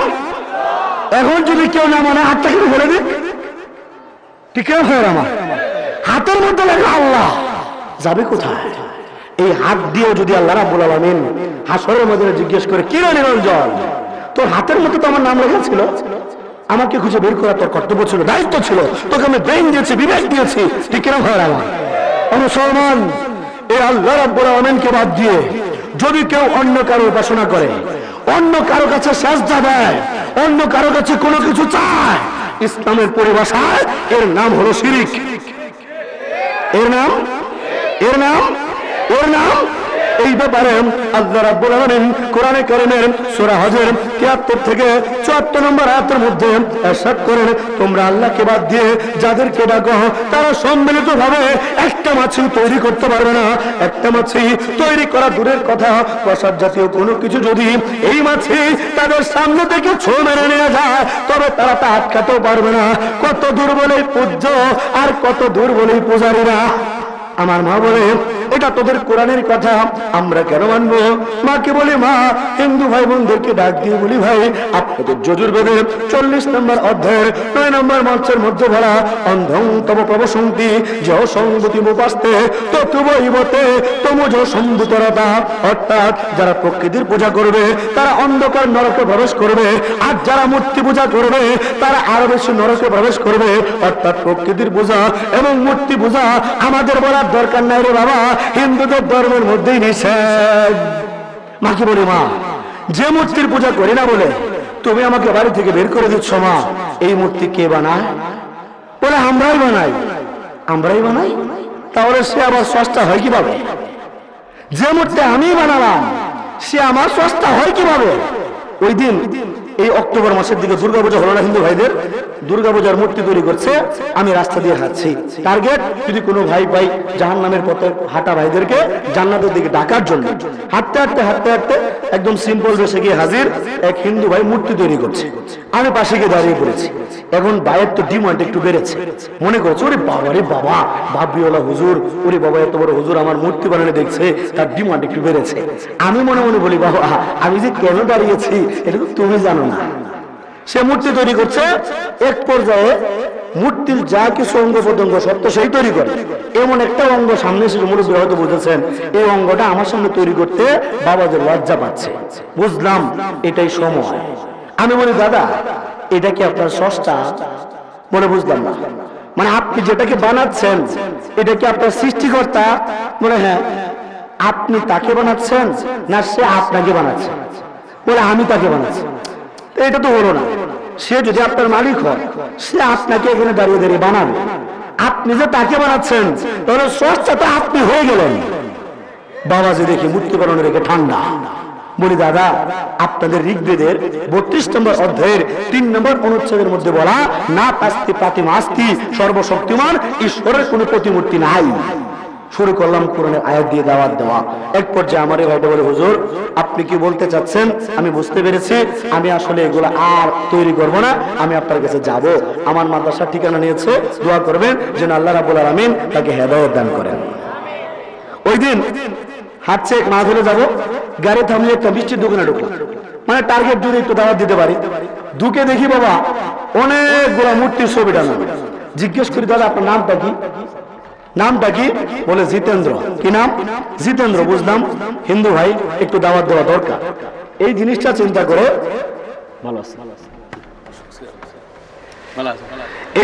চিন্তা করে আমি একটু দাওয়াত দেওয়ার নিয়তে গিয়ে বললাম, দাদা আমাদের সৃষ্টিকর্তা একজন, আপনাদের সৃষ্টিকর্তা একজন। কোরআনে বলা আল্লাহু আহাদ, আল্লাহ একক। আবার কঠোপনিষদ 2:11 বলা একং ব্রহ্ম দ্বিতীয় নাস্তি নাস্তি কিঞ্চন, মালিক একজন, দ্বিতীয় কোনো মালিক নাই, কিঞ্চিত পরিমাণও নাই। মানে হ্যাঁ ঠিকই তো বলেছে। বলে আমার একজন মালিকের নাম আল্লাহ। এখন দাদা আপনার তো এখানে এটা অমুকের মূর্তি, এটা অমুক, এটা অমুক, এটা অমুক, এটা অমুক, সবগুলোর নাম বলা শুরু করলাম। বাবাজি একবার মূর্তির দিকে তাকায়, আর একবার আমার পাগড়ির দিকে তাকায়। হয়তো মনে মনে চিন্তা করে কাহিনী কি, হুজুর মুসলমান মানুষ আমার মূর্তির নাম জানে কিভাবে? আমি মনে মনে বলি, বাবা আমি যে হিন্দুর বাচ্চা এটা তো তুমি জানো না। বলি দাদা আপনাদের গ্রন্থে তো একজন সৃষ্টিকর্তার কথা বলা, এখানে তো অনেকগুলা ভগবান, অনেকগুলা মূর্তি, আপনার আসল ভগবান কোনটা? বলে আসলে কোনটাকে রেখে কোনটাকে বলি, সবগুলোর তো বিশাল বিশাল ক্ষমতা। কেন দাদা আপনাদের দেবতা কতগুলা? বলে 33 কোটি। কয় কোটি? 33 কোটি। এখন 33 কোটি যে আপনার দেবতা, 33 কোটি দেবতা যদি আপনি ঠিক মতো পূজা করেন তাহলে তো তারা স্বর্গ পাবে নাকি? তাদের যে 33 কোটি দেবতা আমার ভাইদের আছে, এই দেবতাদের পূজা করলে তারপরে তো দেবতারা স্বর্গে দেবে। এখন বলি দাদা আপনার যে 33 কোটি দেবতা, আপনি সারা জীবনে পূজা করছেন কয়জনের? বলে কতজনের হবে? বলে আমি বলি 100 জনের পূজা করেছেন। হতে পারে, আমি জানি, আমি নিজে হিন্দু অবস্থা ছিলাম, দীর্ঘদিন আমি পূজা করেছি, আমি নিজে 100 দেবতার পূজা করতে পারি নাই, উনি কিভাবে? যাই হোক আমি ওনার বিশ্বাসে আঘাত না করে আমি বললাম, দাদা আপনি 100 দেবতার পূজা করলেন, এখন 100 দেবতা পূজা কেন করলেন? স্বর্গে যাওয়ার জন্য। কিসের জন্য? স্বর্গে যাওয়ার জন্য। 100 দেবতা আপনাকে স্বর্গে দিল, আর কোটি কোটি দেবতা এরা যে বাকি রইল, এদের পূজা যে জীবনে করলেন না, এখন 100 দেবতা যখন আপনাকে স্বর্গে দেবে, আর কোটি কোটি দেবতা যদি বলে এই জিতেন্দ্র আমরা কি দোষ করলাম রে, আমাদের কেন পূজা করলে? 100 জনের পূজা করলে স্বর্গে গেলি, আমাদের পূজা না করার জন্য আমরা তোকে নরকে দিলাম। দিতে পারে কিনা? দিতে পারে কিনা? তার মানে এই যে বিষয়গুলা, এগুলো সূক্ষ্ম বিষয়, যারা শিক্ষিত মানুষ এরা যদি বুঝতে পারে, অনেকে কিন্তু ফিরে আসতেছে। আলহামদুলিল্লাহ আমি পূর্বেই বলেছি, আমি অদমের কাছেও প্রায় 43 জন হিন্দু ভাই কালেমা পড়ে মুসলমান হয়েছে। এখন এই যে হিন্দু ভাইরা 33 কোটি দেবতার পূজা করে, আমি একটা ছোট্ট চ্যালেঞ্জ আপনাদের ফুলতলায় করে গেলাম। ইন্টারনেটে ওয়াসিক বিল্লাহ নাম লিখলে আমার বয়ান সহ সাক্ষাৎকার নাম্বার সব আসবে। আমি একটু চ্যালেঞ্জ করলাম, আপনাদের এলাকায় যে সমস্ত সিলেট বাসীরা মিলে কোন হিন্দু ভাইরা যদি 1000 দেবতার নাম আমার সামনে দাঁড়িয়ে বলতে পারে, আমি 10 লক্ষ টাকা ইনশাআল্লাহ পুরস্কার দেব। কয় লক্ষ? 10 লক্ষ পুরস্কার। 1000 দেবতার নাম যদি তারা বলতে পারে, 1000 দেবতার নাম তারা কোশ্মিন কালেও বলতে পারবে না। বলতে পারেন কেন? কারণ তারা যে 33 কোটি দেবতার পূজা করে, এই 33 কোটি দেবতার নাম হিন্দু ভাইদের কোন গ্রন্থের মধ্যে নাই। গ্রন্থ আমার কাছে আছে প্রায় 46টার মতো হিন্দুদের বই আমার আলমারির মধ্যে রাখা। মুসলমান 33 কোটি দেবতার নাম এদের কোন গ্রন্থের মধ্যে নাই। 33 লক্ষ দেবতার নাম কোথাও নাই। 33,000 দেবতার নাম কোথাও নাই। 33 শত দেবতার নাম কোথাও নাই। মাত্র 33 জনের নাম আছে। কয়জন? 33 জন। এই 33 সংখ্যাটাকে বানাতে বানাতে বানাতে বানাতে ওই যে আমার যে বাবা গুরু গুসাইরা, ওই ব্রাহ্মণ বাবাজিরা, এরা 33 সংখ্যাটাকে হিন্দু সাধারণ ভাইদেরকে ধোঁকা দিয়ে টাকা কামাই করার জন্য 33 সংখ্যাটাকে বানিয়েছে 33 কোটি। কয় কোটি?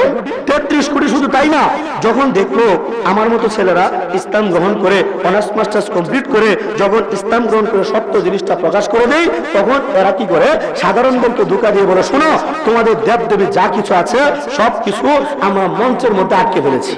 কোথায় আটকে ফেলেছে? মঞ্চের মধ্যে। আর সমস্ত মন্ত্রগুলা ঠাকুরের পুটলির মধ্যে আটকে। যদি কেউ ঠিক মতো ঠাকুরকে পূজা করতে পারে তাহলে নাকি মুক্তি পেয়ে যায়। এই কথা বলে একটা মন্ত্র বানিয়েছে। এই মন্ত্র শিখিয়েছে ঘুমানোর মন্ত্র। কি মন্ত্র ভাই? ঘুমানোর মন্ত্র। অর্থাৎ হিন্দু অবস্থায় আমি ঘুমানোর সময় এই মন্ত্রটা পড়তাম। কি মন্ত্র? অখণ্ড মণ্ডলাকারং ব্যাপ্তং জন চরাচরং তৎপদে তস্যিদং তস্मै শ্রী গুরুবে নমঃ। গুরু ব্রহ্মা গুরু বিষ্ণু গুরুরেব মহেশ্বর গুরুরেব পরম ব্রহ্ম তস্मै শ্রী গুরুবে নমঃ নমঃ। হিন্দু ব্রাহ্মণ পণ্ডিতরা বলে গুরুই তাদের ব্রহ্মা, গুরুই তাদের বিষ্ণু, গুরুই তাদের মহেশ্বর। এই গুরুকে পূজা করলে তাহলেই নাকি তারা মুক্তি পেয়ে যায়। এইগুলা বলে বলে আমার সাধারণ হিন্দু ভাইদেরকে ব্রাহ্মণ ঠাকুররা ধোঁকা দেয়। আমি সচেতন হিন্দু ভাইদেরকে বলবো, আবেদন রাখবো, ভাই আপনারা শিক্ষিত হয়েছেন, অনেক মুসলমান জ্ঞানীদের সাথে আপনারা উঠা বসা করেন, ইসলাম সম্পর্কে একটু জানবেন, একটু বুঝবেন, আপনাদের ধর্মগ্রন্থগুলোও পড়বেন, তাহলে আপনারা মুক্তির দিকে আসতে পারবেন। কারণ যে মূর্তি আপনি নিজে তৈরি করেছেন সেটা কখনো আপনার স্রষ্টা হতে পারে না। এই যে আমি কাঠের চেয়ারটার মধ্যে আমরা বসে আছি, এই কাঠের চেয়ার আপনাদের সিলেটে কে বানায়? কাঠমিস্ত্রি বানায়। কিনা এই কাঠের চেয়ার কে বানায়? কাঠমিস্ত্রি। একটা সূক্ষ্ম বিষয় একটু ভিতর দিয়ে বলছি, একটু যারা কষ্ট করে বোঝান ইনশাআল্লাহ বুঝে নেবেন। এই কাঠের চেয়ারটা কাঠমিস্ত্রি তৈরি করবে। তৈরি করার পরে এই কাঠের চেয়ারটাকে উঁচু একটা ডিবির মধ্যে রাখবে, রেখে সুন্দর করে ফুল দিয়ে এটাকে সাজাবে। বাতিরাতে দিয়ে সাজিয়ে এর মধ্যে আগরবাতি মোমবাতি ধূপ দিয়ে সুন্দর করে সাজিয়ে এটার সামনে দান দুর্বা বেল চন্দন ফুল ইত্যাদি দিয়ে ফল ফ্রুট ইত্যাদি সামনে দিয়ে এটাকে পূজা করা শুরু করলো। এই চেয়ার বানানোর পরে কাঠমিস্ত্রি সুন্দর করে সাজিয়ে কাঠের চেয়ারের সামনে এসে বললো, বাবা চেয়ার, বাবা চেয়ার তোমাকে আমি আশ্বিন মাসের শুক্ল পক্ষের পূর্ণিমা তিথিতে তৈরি করলাম।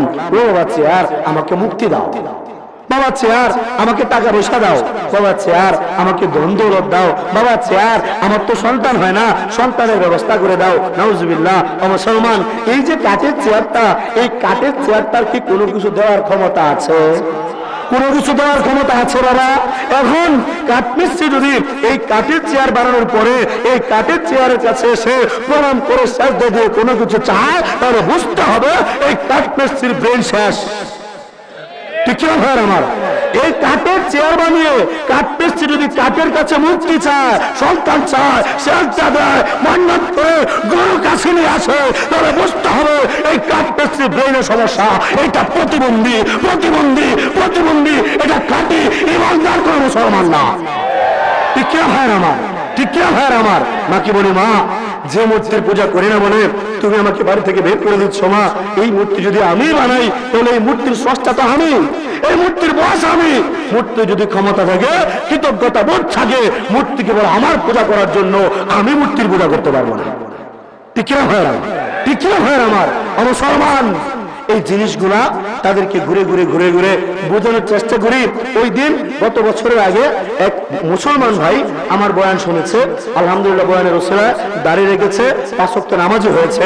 এরপরে তার একটা হিন্দু বন্ধু ছিল দীপ, এই বন্ধুটাকে গিয়ে দাওয়াত দেওয়া শুরু করলো। 1 বছর দাওয়াত দেওয়ার পরে আমার কাছে নিয়ে আসলো, বললো হুজুর, তখন আমি আসরের পরে মাদ্রাসায় বসে আছি নামাজ পড়ে, বললো হুজুর 1 বছর যাবত আমার এই বন্ধুটাকে বোঝাচ্ছি কিন্তু কোনো মতেই লাইনে আসছে না, আপনি একটু বোঝান। আসর থেকে নিয়ে মাগরিবের আগ মুহূর্ত পর্যন্ত আমার এই ভাইটাকে বোঝালাম, তাদের ধর্মগ্রন্থ দিয়ে রেফারেন্স দিয়ে দলিল দিয়ে ইসলামের দাওয়াত দিলাম। ছেলেটা বললো হুজুর আমি বুঝতে পেরেছি ইসলামটা সত্য, আমি ইসলাম গ্রহণ করব, তবে এখন না, কিছুদিন সময় লাগবে। ঠিক আছে, আমরা জোর জবরদস্তি করব না, কারণ জোর করে ধর্মান্তরিত করা ধর্ম ইসলাম ধর্ম না। ইসলাম কাউকে জোর জবরদস্তি করার অনুমতি দেয় না, এটা সম্পূর্ণ মনের ব্যাপার। স্বেচ্ছা ইসলাম গ্রহণ করা ছাড়া জোর করে ইসলাম গ্রহণের কোনো নিয়ম ইসলামের মধ্যে নাই। এখন এই ভাইটা বলে হুজুর ঠিক আছে আমি পরবর্তী সময় ইনশাআল্লাহ পড়বো। আমি বলি ভাই তুমি যেহেতু সিদ্ধান্ত নিয়েছো ইসলাম গ্রহণ করবে, তাহলে আমাকে কথা দিয়ে যাও তোমার মৃত্যুর 10 মিনিট আগে এসে আমার কাছে কালেমা পড়বে। আমার এই ভাইটা বলে হুজুর মৃত্যুর 10 মিনিট আগে মানে মানে পৃথিবীর মধ্যে এই যে আমরা বসে আছি, আমরা যে যত বড় ক্ষতি হই না কেন, যে কোনো মুহূর্তে আজরাইল এসে ভাই আপনার আমার রোগটাকে টান মেরে নিয়ে যেতে পারে না। মৃত্যুর 10 মিনিট আগেও তো কেউ বলতে পারে না সে মরবে। আমার ভাইটাও অবাক হয়ে যাবে, হুজুর ঠিক আছে আমি চিন্তা করি এখান থেকে চলে যায়। মাগরিবের পরে ওই যে মুসলমান বন্ধুটা তাকে বলে, দোস্তরে আসিফুল্লাহ সাহেবের হুজুরের কাছ থেকে আসার পরে আমার ভিতরে না কেমন জানি অস্থিরতা কাজ করে, আমি না ঠিক থাকতে পারি না, আমার ভিতরে না কে জানি একটা বাক্য বলে, কি বলে কে জানি বারবার কলিজাটা ছিঁড়ে বলে লা ইলাহা ইল্লাল্লাহ, লা ইলাহা ইল্লাল্লাহ, লা ইলাহা ইল্লাল্লাহ। আমি ঠিক থাকতে পারি না। আলহামদুলিল্লাহ পরের দিন আসরের সময় আমার এই ভাইটা গোসল করে এসে কালেমা পড়ে মুসলমান হয়ে যায়। ও মুসলমান ভাইয়ের আমার, এখন যতটুকুর মধ্যে চেষ্টা করলাম এক সৃষ্টিকর্তার পরিচয় দেওয়ার জন্য, আল্লাহ যার নাম সৃষ্টিকর্তা তিনি পরিচয় দেওয়ার জন্য, আবার প্রকৃতির পূজা মূর্তি পূজা এই দুইটা আমাদের ধর্মে যেমন নিষেধ, আমার ভাইদের ধর্মের মধ্যেও নিষেধ, এই জিনিসটাও বোঝানোর চেষ্টা করলাম। এখন প্রশ্ন করতে পারে অনেক মুসলমানরা আমাকে প্রশ্ন করে, বাবা হিন্দু ভাইরা মরার সময় কানাকানি লাইলং ইল্লং বলে কি জানি বলে, আমাদেরকে একটু বলবা নাকি? এই ব্যাপারে একটু সাফ সাফ বলতে চাই। অনেক সময় আমার কিছু মুসলমান ভাইরা হিন্দু ভাইদেরকে নিয়ে উপহাস করে, আমি বলি বাবা পায়ে ধরে বলছি এই ভাইদের নিয়ে উপহাস করবেন না, কারণ আমার ভাইরা বুঝে না, আল্লাহ যদি আপনাকে হিন্দু বানিয়ে পাঠাতো তাহলে আপনিও হয়তো বুঝতেন না। ঠিক না ভাইরা? এই যে আপনারা মুসলমান, যদি আল্লাহ আপনাকে হিন্দুর ঘরে পাঠাতো, বৌদ্ধ খ্রিস্টান বানিয়ে ফেলতো, তাহলে হয়তো আপনিও বুঝতেন না, আমার ভাইরা যেমন বুঝে না। এই জন্য আমাকে আপনাকে একমতের সাথে মিষ্টি সুরে দাওয়াত দিতে হবে ইনশাল্লাহ। টিটকারি মারা যাবে না, উপহাস করা যাবে না, রাজি আছে তো ইনশাল্লাহ? এখন অনেক মুসলমানরা বলে হুজুর হিন্দু ভাইরা মরার সময় কি জানি মন্ত্র বলে। হিন্দু ভাইদেরকে সরাসরি যখন বলেন হিন্দু ভাইরা বলতে পারে না, এর কারণ আছে। কারণটা হলো মৃত্যুর সময় কানাকানি যে মন্ত্রটা বলে, এটা মৃত্যুর সময় কানাকানি বলে, জীবিত থাকতে বলে না। জীবিত থাকতে কেন বলে না?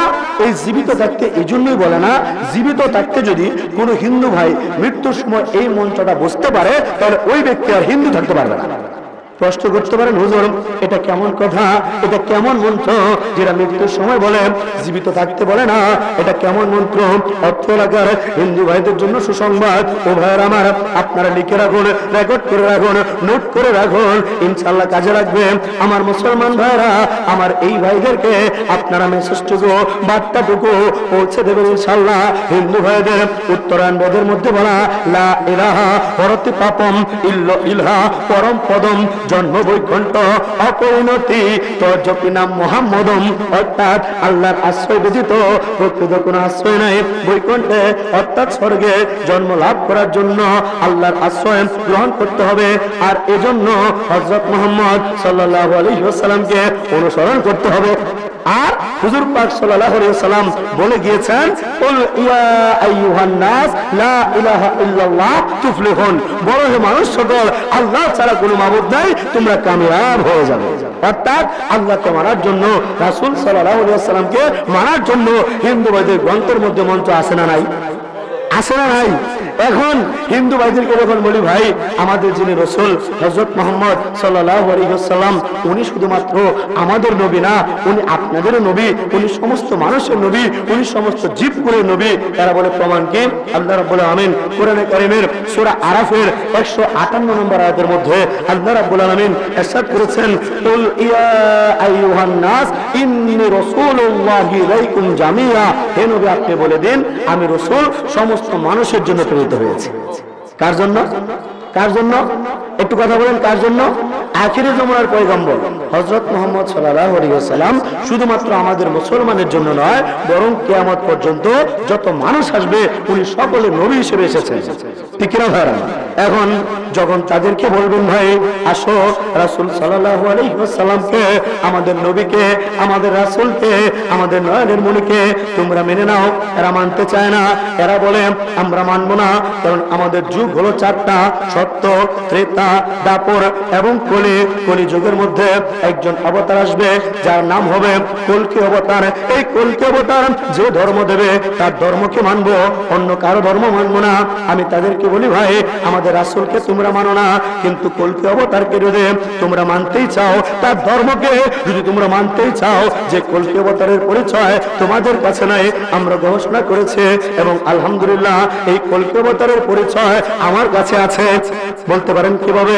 কল্প একটা সংস্কৃত শব্দ, কল্প শব্দের অর্থ হলো পাপ, আর কল্কি শব্দের অর্থ হলো পাপ বিনাশকারী। কল্কি অবতার শব্দের অর্থ হলো পাপ বিনাশকারী অবতার। এর আরেক নাম নরাশংস অবতার। নর যুগ সংস, সন্ধি বিচ্ছেদের অংশ। এই নরাশংস এর বাংলা অর্থ প্রশংসিত। ওলামায়ে কেরাম জ্ঞানী গুণী মুসলমানরা আছে, ওনাদেরকে জিজ্ঞেস করেন এই প্রশংসিত শব্দকে আরবিতে বলা হয় মুহাম্মদ।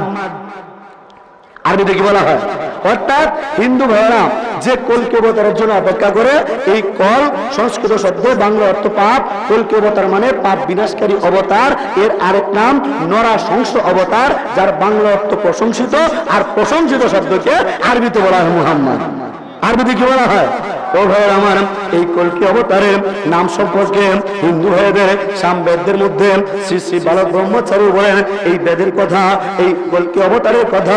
আবার কল্কি পুরাণের স্পষ্ট মন্ত্র মদবর্তিতা দেওয়া কারান্তে প্রকৃতিতা বৃষাণং বক্রয়ৎ সদা মেধা শাস্ত্রচিতা। অর্থাৎ কল্কি অবতার যিনি দুনিয়ার মধ্যে আগমন করবেন, এই কল্কি অবতার যার ধর্মকে মানা প্রত্যেকটা হিন্দু ভাইয়ের প্রধান কর্তব্য। এই কল্কি অবতারের নামের প্রথম অক্ষর হবে ম, আর শেষ অক্ষর হবে দ। যিনি গরুর গোশত খাওয়া বৈধ মনে করবেন, ও ভাই এরই ফাঁকে একটা কথা প্রকাশ করা দরকার, পরিষ্কার করা দরকার হিন্দু ভাইদেরকে। আর যাই বলেন না বলেন ভাই, কোনোদিনও গরুর গোশত খাওয়ার কথা বলবেন না, কারণ তারা মনে করে কালেমা পড়লে কিচ্ছু হয় না, গরুর গোশত খেলেই নাকি যার জাত। সত্য কথা কিনা? তাদের এই বিশ্বাসটা আছে যে গরুর গোশত খেলে মুসলমান, গরুর গোশত না খেলে মুসলমান না। কিন্তু এটা আমি তাদেরকে বলতে চাই, ওলামায়ে কেরামদেরকে সাক্ষী রেখে, গরুর গোশত খাওয়ার সাথে কালেমার কোনো সম্পর্ক নেই। কালেমার সম্পর্ক আল্লাহকে মানা, রাসূলকে মানা, নবীর তরিকায় চলা। ঠিক কিনা ভাইয়ের আমার? এখন কোন মুসলমান যদি গরুর গোশত না খায়, তাহলে সে কি মুসলমান না? আর কোন হিন্দু ভাই যদি গরুর গোশত খায়, কালেমা যদি না পড়ে, তাকে মুসলমান কিন্তু বলা যাবে না। বলা যাবে নাকি বাবা? কোসমিন গেলেও না। এই গরুর গোশত খাওয়া না খাওয়া এটার সাথে ইসলামের সম্পর্ক না। এটা আমার ভাইরা ভুল বোঝে এবং অনেক সময় আমরাও তাদেরকে বলি এটা আসলে ঠিক না। কারণ ইসলামের সম্পর্ক কালেমার সাথে, ইমানের সাথে। কে গরুর গোশত খেলো আর কেউ খেলো না, এটার সাথে ইসলামের সম্পর্ক না। ঠিক না ভাইরা? ও ভাইরা আমার, আমি মাকে বলি, মা গরুর গোশত খেলে সমস্যাটা কোথায়? বলে, বেটা তুই আমার দুধ খেয়েছিস, আমি তোর মা, তুই তো গরুরও দুধ খেয়েছিস, এই জন্য গরু তোর মা। আমার দুধ খাওয়ার কারণে আমি যেমন তোর মা, গরুর দুধ খাওয়ার কারণে গরু তোর মা। তুই আমার যেমন গোশত খেতে পারবি না, গরুর গোশত খেতে পারবি না। আমি মাকে বলি, মা আমি যদি তোমাকেও মা বলি, আবার গরুটাকেও মা বলে, তাহলে তোমার মর্যাদা আর গরুর মর্যাদা দুইটা তো সমান হয়ে গেল মা। আমি তো পারবো না মা তোমাকে মা বলে ডাকবো, আবার তোমাকে নিয়ে গোয়াল ঘরের মধ্যে বেঁধে রাখবো।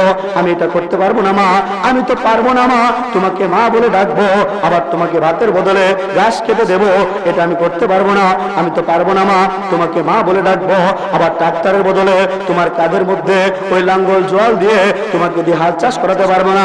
আমি তো পারবো না মা তোমাকে মা বলে ডাকবো, আবার তোমার দুধটা নিয়ে বাজারে বিক্রি করে মন্ডা বানিয়ে মিষ্টি বানিয়ে বিক্রি করবো। এটা আমি করতে পারবো না, কারণ তুমি আমার মা।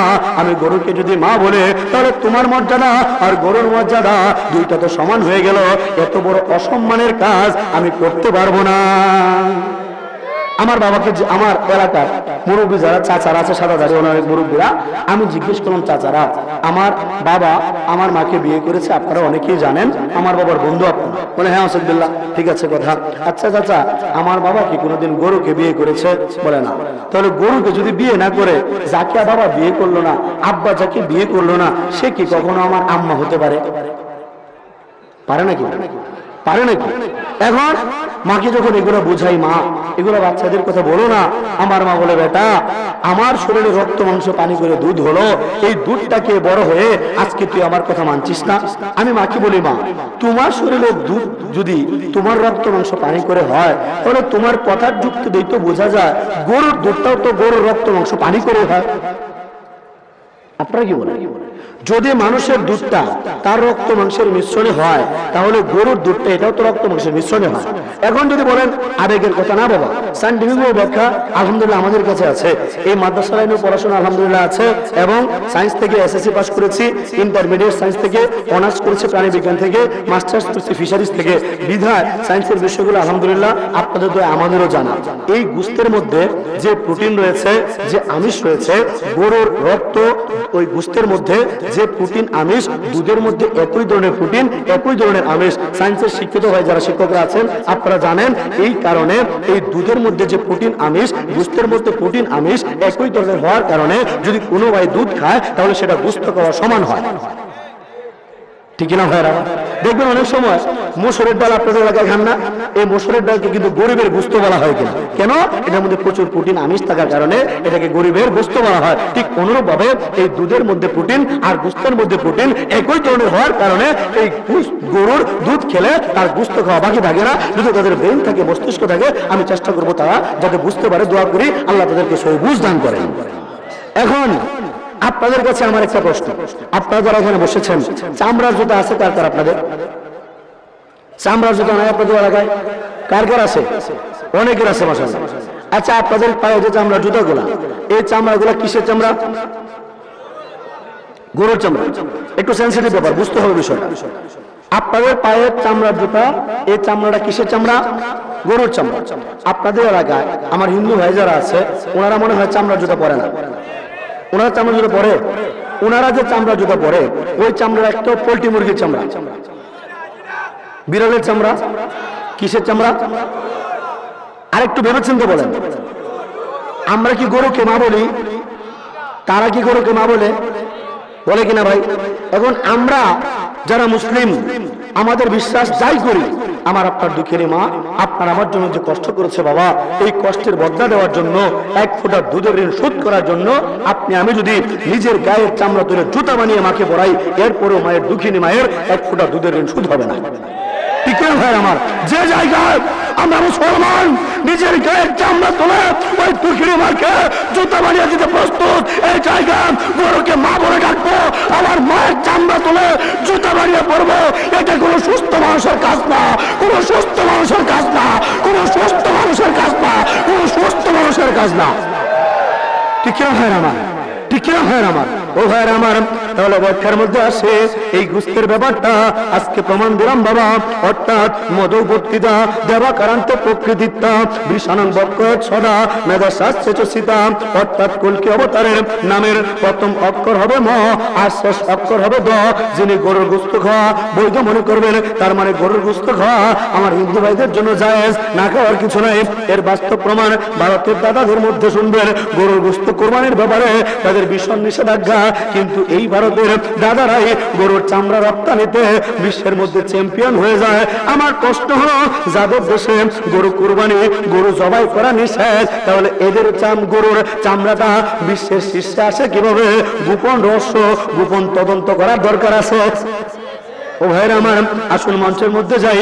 ওই কল্কি অবতার যিনি মুক্তির জন্য আগমন করবেন, এই কল্কি অবতারের নামের প্রথম অক্ষর হবে ম, শেষ অক্ষর হবে দ। তাহলে উনি আর কেউ নয়, আপনার আমার প্রত্যেকটা মুসলমানের কলিজার টুকরা, হৃদয় স্পন্দন, আখেরি জমানার পয়গম্বর হযরত মুহাম্মদ সাল্লাল্লাহু আলাইহি ওয়াসাল্লাম। একটু লক্ষ্য করে দেখেন, মুহাম্মদ নামের প্রথম অক্ষর ম আর শেষ অক্ষর দ। ঠিক না ভাইরা? এই কল্কি অবতার যিনি দুনিয়ার মধ্যে আগমন করবেন, যার ধর্মকে মানা আমার হিন্দু ভাইদের জন্য প্রধান কর্তব্য। এই কল্কি অবতার সম্বৎসরে জন্মগ্রহণ করবে, যার পিতার নাম হবে বিষ্ণু যশা আর মায়ের নাম হবে সুমতি। এই পৃথিবীর হিন্দু ব্রাহ্মণ পণ্ডিতরা এই পৃথিবীকে মোট 7টা দ্বীপে বিভক্ত করেছে। এর মধ্যে একটা হলো ওই সম্বল দ্বীপ, যেটা মধ্য এশিয়ার মাইনর অঞ্চল, অর্থাৎ পৃথিবীর কেন্দ্রবিন্দু। এই পৃথিবীর সমস্ত বড় বড় দার্শনিকরা, সমস্ত বড় বড় বড় ভৌগোলিকরা আজকে এক সিদ্ধান্তে উপনীত হয়েছে, এই পৃথিবীর কেন্দ্রবিন্দু হলো ওই মধ্য এশিয়ার মাইনর অঞ্চল হলো ওই কাবাঘর, অর্থাৎ মক্কা নগরী, মানে কল্কি অবতার, যাকে মানা হিন্দু ভাইদের প্রধান কর্তব্য। উনি সম্বল শহরে জন্মগ্রহণ করবে, অর্থাৎ উনি মক্কা নগরীতে জন্মগ্রহণ করবে। ওনার পিতার নাম হবে বিষ্ণুযশা, এটা সংস্কৃত শব্দ, বাংলা অর্থ মালিকের দাস, আর মালিকের দাসকে আরবিতে বলা হয় আব্দুল্লাহ। আরবিতে কি বলা হয়? ও ভাইরা আমার, এই কল্কি অবতার যার ধর্মকে মানা তাদের প্রধান কর্তব্য। এই কল্কি অবতারের মায়ের নাম হবে সুমতি, এর বাংলা অর্থ নিরাপদ শান্তি, আর নিরাপদ শান্তিকে আরবিতে বলা হয় আমেনা। ও ভাইরা আমার, এই কল্কি অবতার সম্বল শহরে জন্মগ্রহণ করবে, পিতার নাম বিষ্ণুযশা, মায়ের নাম সুমতি, অর্থাৎ কল্কি অবতার মক্কা নগরীতে জন্মগ্রহণ করবে। ওনার পিতার নাম হবে আব্দুল্লাহ, মায়ের নাম হবে আমেনা। ও ভাইয়ের আমার, অত্র এলাকার হিন্দু ভাইদের জন্য সুসংবাদ, এই কল্কি অবতারের জন্ম তারিখ সম্পর্কেও আমার কাছে দলিল প্রমাণ আছে। হিন্দু ভাইদের কল্কি কোরআনের মধ্যে এই জন্ম তারিখ সম্পর্কে একটা স্পষ্ট মন্ত্র, দ্বাদশে শুক্লপক্ষ মাধবী মাসী মাধব, অর্থাৎ কল্কি অবতার মাধব মাসের দ্বাদশ তারিখের শুক্লপক্ষে জন্মগ্রহণ করবে। মাধব মাস, এটাকে বিক্রমী ক্যালেন্ডার মতো বসন্তের মাস বলা হয়। ওলামায়ে কেরাম আছে, জিজ্ঞেস করে দেখেন, এই বসন্তের মাস আরবিতে বলা হয় রবি। আরবিতে কি বলা হয়? রবি। শুক্লপক্ষ শব্দের অর্থ হলো প্রথম অংশ, আর প্রথম অংশকে আরবিতে বলা হয় আউয়াল। আরবিতে কি বলা হয়? আউয়াল। দ্বাদশে সংস্কৃত শব্দ, বাংলা অর্থ হলো 12, অর্থাৎ দ্বাদশে শুক্লপক্ষ মাধবে মাসী মাধব, অর্থাৎ কল্কি অবতার মাধব মাসের দ্বাদশ তারিখের শুক্লপক্ষে জন্মগ্রহণ করবে, অর্থাৎ কল্কি অবতার 12ই রবিউল আউয়াল জন্মগ্রহণ করবে। এর দ্বারা প্রমাণ হয়ে যায় আমার হিন্দু ভাইরা যে কল্কি অবতারের জন্য অপেক্ষা করছে, উনি আর কেউ নয়, আমাদের যিনি নবী উনি তাদেরও নবী। বলেন সুবহানাল্লাহ। এখন যদি হিন্দু ভাইয়েরা প্রকৃত অর্থে হিন্দু থাকতে চায়, তাহলে মথুরার বৃন্দাবনের ওই কৃতি সন্তান ডক্টর শিব শক্তি সৌরভজির কথা তাদেরকে একটু শুনিয়ে দিতে চাই। এই মথুরার বৃন্দাবনের কৃতি সন্তান ডক্টর শিব শক্তি সৌরভজি, উনি প্রায় এক বিশাল মন্দিরের পুরোহিত, অক্সফোর্ড বিশ্ববিদ্যালয়ের ছাত্র, 10টা ধর্মের উপর ওনার রিসার্চ রয়েছে। ওই অক্সফোর্ড ভার্সিটির এই ছাত্রটা কোরআনে কারীম, উনি হিন্দু ব্রাহ্মণ ঠাকুর, এরপরে কোরআনে কারীম প্রথম থেকে নিয়ে শেষ পর্যন্ত এর মান সহ অর্থ সহ উনি বলে দিতে পারে। হিন্দু ভাইদের গ্রন্থ ওনার মুখস্থ, বৌদ্ধ খ্রিস্টানদের গ্রন্থ ওনার মুখস্থ। এই প্রায় 20 বিঘা সম্পত্তির এরিয়া নিয়ে যে মন্দিরটা, ওই মন্দিরের প্রধান পুরোহিত হল এই ডক্টর শিব শক্তি সৌরভজি। এই ব্যক্তিটা হঠাৎ করে একদিন মন্দিরের পূজা ছেড়ে দিয়ে বাড়িতে আসলো, এসে তার বিবিকে ডাক দিল, বললো, ও বিবি, ও শ্রদ্ধা দেবী, তোমার কাছে আমার একটা প্রশ্ন আছে। বলে, হ্যাঁ স্বামী, আপনি বলেন, আপনার কি প্রশ্ন? বলে, আমি তোমাকে জিজ্ঞেস করতে চাই, তুমি আমাকে একটা পরামর্শ দাও। আমি 10টা ধর্মের উপর রিসার্চ করেছি, আমি অক্সফোর্ড বিশ্ববিদ্যালয়ের ছাত্র, বিশাল মন্দিরের আমি প্রধান পুরোহিত। এখন তুমি আমাকে বলো, আমি কি সত্যকে গ্রহণ করব, সত্যের আশ্রয় গ্রহণ করে সত্য পথে চলবো, নাকি মিথ্যার আশ্রয় গ্রহণ করে মিথ্যা পথে চলবো? এটা তুমি আমাকে বলো। বলে, স্বামী, 65 কোটি এই হিন্দুরা আপনাকে ভগবানের অবতার বলে জানে, আপনাকে মানুষ অনুসরণ করে, আপনাকে মানুষ অনুকরণ করে। এখন আপনি যদি সত্যকে ভুলে গিয়ে মিথ্যাকে আশ্রয় গ্রহণ করেন, তাহলে মানুষজন সত্য ছেড়ে দিয়ে মিথ্যার দিকে ধাবিত হবে। আবার আপনি যদি এই মিথ্যাকে গ্রহণ করে সত্যকে ভুলে যান, মানুষ মিথ্যাকে গ্রহণ করে সত্যকে ভুলে যাবে। আপনার অবশ্যই সত্যকে গ্রহণ করা উচিত, সত্য পথে চলা উচিত। আমার এই ডক্টর শিব শক্তি সৌরভজি, এই মথুরার বৃন্দাবনের ওই কৃতি সন্তান, অক্সফোর্ড বিশ্ববিদ্যালয়ের ছাত্র, এই মথুরার বৃন্দাবনের এই প্রধান পুরোহিত সাহেব তার বিবিকে বলে, যদি তাই হয়, যদি সত্য পথে চলতে হয়, তাহলে আগামী কালকে থেকে ওই মন্দিরের ফলের রস আর নসিবে জুটবে না। বলে, কারণটা কি? এই ফলের সাথে এই সত্যের কি সম্পর্ক? আমি তো, আপনি প্রশ্ন করেছেন সত্য পথে চলবেন নাকি মিথ্যা পথে চলবেন, আমি এটার উত্তর দিলাম সত্য পথে চলার জন্য। তবে সত্য পথে চলতে গেলে মন্দিরের ফলের রস এটা আমাদের বন্ধ হয়ে যাবে কেন? বলে, হ্যাঁ বিবি, যদি সত্য পথে চলতে হয়, আমি দেখেছি সব গ্রন্থ ঘেটে, সব ধর্ম ঘেটে দেখেছি, এই পৃথিবীর সত্য ধর্ম হলো ইসলাম, এই কোরআন হলো সত্য। যদি সত্য পথকে অনুসরণ করতে হয়, তাহলে আগামী কালকে থেকে মন্দিরের পূজা ছেড়ে দিয়ে মুসলমানের মতো রোজা রাখতে হবে। এই কথা বলে তার বিবি শ্রদ্ধা দেবী, তার মেয়েটা কলেজে পড়তো, এই মথুরার বৃন্দাবনের ডক্টর শিব শক্তি স্বরূপজি, এই ব্যক্তিটা তার বিবি বাচ্চা সহ আলহামদুলিল্লাহ কালেমা পড়ে মুসলমান হয়ে গিয়েছে।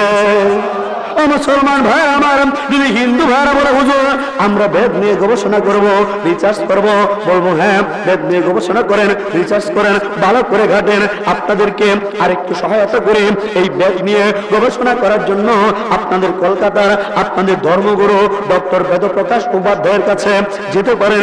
এই ডক্টর বেদপ্রকাশ উপাধ্যায় বেদ নিয়ে রিসার্চ করেছে, গবেষণা করেছে, কল্কি অবতার নিয়ে গবেষণা করেছে।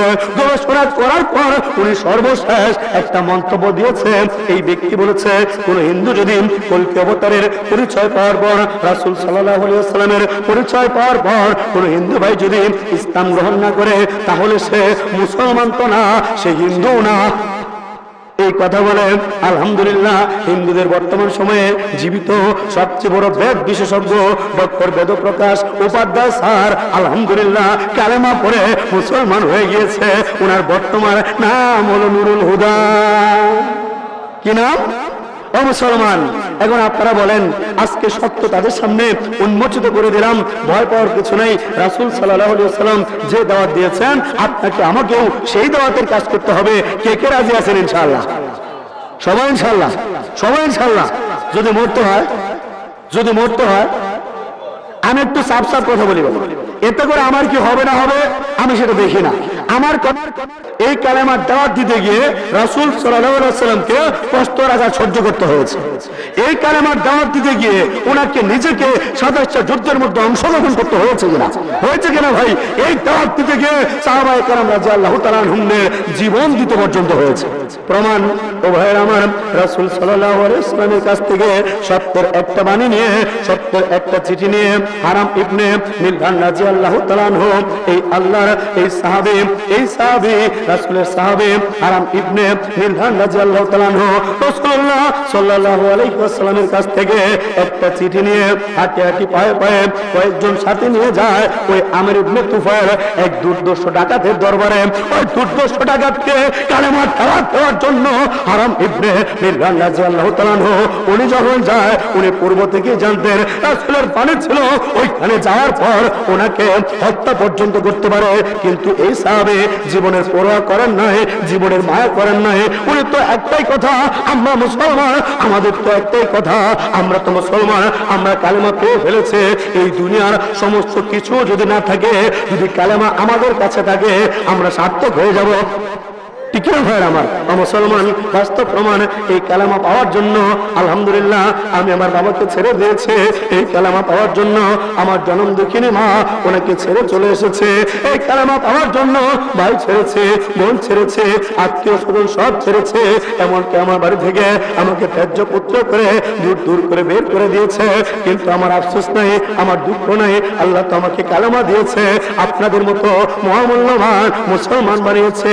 এর চেয়ে বড় পাওয়া মুসলমান হতে পারার চাইতে আর কোন বড় সম্পদ আমার মতো এই দুনিয়ার মধ্যে নাই। এই কালেমার দাওয়াত দেওয়ার জন্য জীবনকে বাজে রেখে যখন ধীরে ধীরে যখন ওইখানে যায়, ওই আমির ইবনে তুফাইল, ওই দুর্দর্শ ডাকাত পূর্ব থেকেই দুইজন নরঘাতক তৈরি করে রেখেছিল যে রাসূল সাল্লাল্লাহু আলাইহি ওয়াসাল্লামের কোন সৈনিক যদি, মুহাম্মাদের কোন সৈনিক যদি আমার কাছে আসে সত্যের বাণী নিয়ে, তাহলে তোমরা তাকে ওই বাণীটুকু, ওই দাওয়াতটুকু, ওই চিঠিটুকু আমার কাছে দেওয়ার পূর্বেই তোমরা তাকে দুনিয়া থেকে বিদায় করে দেবে। মুসলমান হারাম ইবনে মিলহান রাদিয়াল্লাহু তাআলা আনহু উনি কিন্তু আগে থেকে জানতেন এরকম ঘটনা ঘটতে পারে। ওলামায়ে কেরাম হাদিসটা জানেন, আপনারা তো জ্বলন্ত সাক্ষী। মুসলমান ইতিহাসের জ্বলন্ত এক উদাহরণ। হারাম ইবনে মিলহান রাদিয়াল্লাহু তাআলা আনহু যখন এই সত্যের বাণী নিয়ে, সত্যের পয়গাম নিয়ে, সত্যের চিঠিটুকু নিয়ে যখন আমির ইবনে তুফাইলের ওই দরবারের মধ্যে যায়, আমির ইবনে তুফাইল যে দুইজন দুর্দর্শ নরঘাতক তৈরি করে রেখেছিল আগে থেকেই, এদের মধ্যে একজন এসে এই হারাম ইবনে মিলহান রাদিয়াল্লাহু তাআলা আনহুর এই কলিজার পিছন দিক দিয়ে, যে পিঠের অংশটা, এই দিক দিয়ে খঞ্জর দিয়ে আঘাত করে, একবারে পিঠ দিয়ে সামনের দিক দিয়ে কলিজাটা সামনে চলে আসে। মুসলমান নিজের বুকের কলিজাটা ওনার সামনে চলে এসেছে, নিশ্চিত মৃত্যু। উনি কান্না করে না, ও চিৎকার করে না, আফসোস করে না, বরং নিজের বুকের এই কলিজাটা, নিজের তত্ত্ব রক্তে ভরপুর এই কলিজাটা দুই হাতের অঞ্জলি ভরে উনি হাতের মধ্যে নিলেন। উনি হাতের মধ্যে নিয়ে চিৎকার করে বলেছেন, ওয়াস্তু রাব্বুল কালাম, ওয়াস্তু রাব্বুল কালাম, ওয়াস্তু রাব্বুল কালাম। ওই কালামের রবের শপথ করে বলছে, এই দুনিয়াতে আসা আমার সফল হয়ে গিয়েছে। আমার সরমান এই কথা বলে আর আমি এই নিজের কলিজা মাখা এই রক্তাক্ত হাতটা মুখের মধ্যে মাখিয়ে নিয়েছিলেন। আমার সলমান, ও যুবকেরা, আজকে তোমার চেহারা সুন্দর করার জন্য আজকে তুমি দামি কসমেটিক ব্যবহার করো, দামি প্রসাধনী ব্যবহার করে তোমার চেহারা সুন্দর করে ওয়েস্টার্ন কালচারের দিকে আজকে তুমি দাবি করছো। অথচ ও যুবক, আল্লাহ রাব্বুল আলামিন তোমাকে যে বুকের মধ্যে তপ্ত রক্ত দিয়েছে, এই রক্ত আল্লাহর রাস্তায় বিলিয়ে দেওয়ার চাইতে মুসলমানের জন্য আর দামি কোনো কসমেটিক নাই, আর দামি কোনো প্রসাধনী হইতে পারে না। মুসলমান,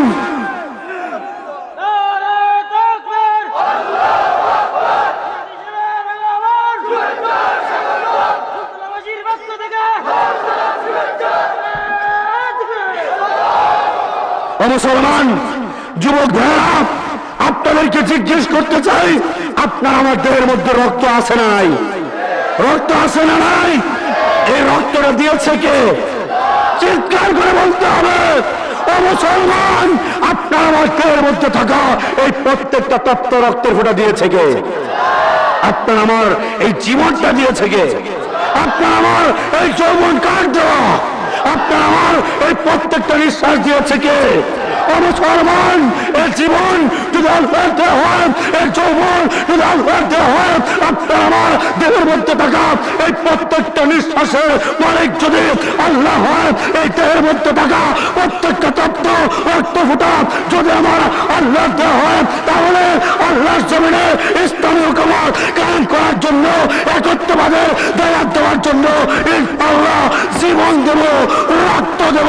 এরকম মুসলমান কারা কারা তোরা?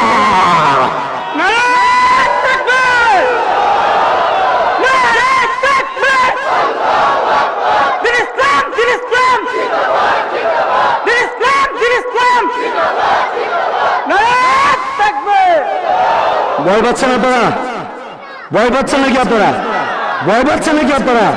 তাহলে মুসলমানের আওয়াজ এটা কিন্তু দাওয়াতের সময় নরম থাকবে, কোনো সমস্যা নাই, কিন্তু বাতিলের বিরুদ্ধে যখন কথা হবে মুসলমানের কিন্তু গর্জন দিতে হবে।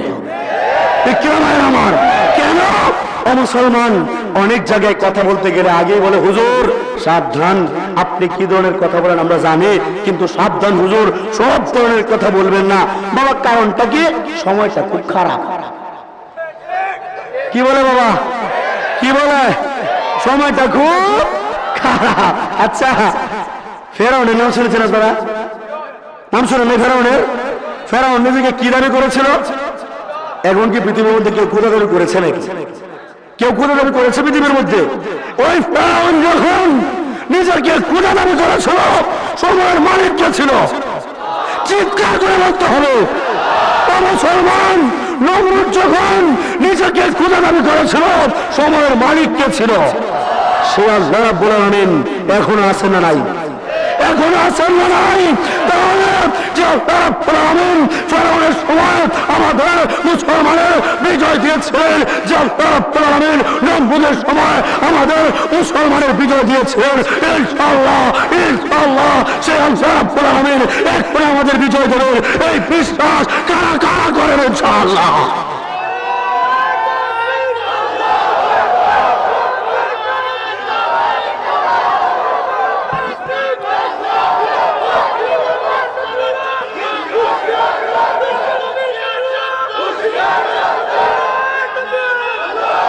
মুসলমান ভাইরা আমার, মুসলমান ভাইরা আমার, আমি শুধু এইটুকু বলতে চাই, বাবা আমরা মুসলমান, আমরা দাওয়াতের কাজ করি, আলহামদুলিল্লাহ, কোনো সমস্যা নাই, আমরা মানুষকে বুকে আগলে নেই। কিন্তু আমরা মুসলমান এমন একটা জাতি, আমরা মুসলমান, আমাদের মুমিন হওয়ার একটা শর্ত আছে। কি শর্ত? আমার নিজের বিবি বাচ্চার চাইতে, আত্মীয় স্বজনের চাইতে, জমির চাইতে, পিতামাতার চাইতে, এমনকি নিজের জীবনের চাইতে আল্লাহ এবং তার রাসূল সাল্লাল্লাহু আলাইহি ওয়াসাল্লামকে আপনাকে আমাকে বেশি ভালোবাসতে হবে। এছাড়া আপনার আমার মুমিন হওয়ার কোনো সুযোগ নাই।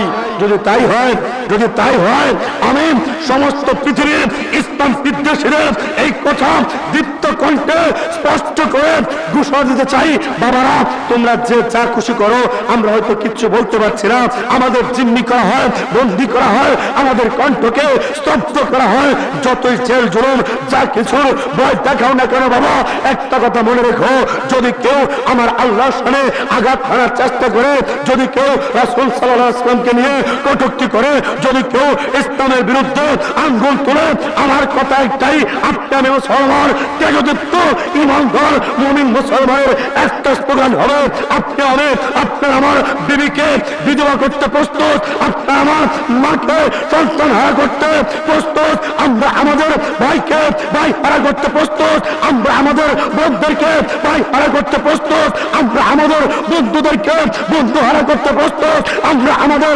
স্বজনদেরকে স্বজন হারা করতে প্রস্তুত, কিন্তু আমরা ঈমান হারাতে প্রস্তুত না, ঈমান হারাতে প্রস্তুত না, ঈমান হারাতে প্রস্তুত না।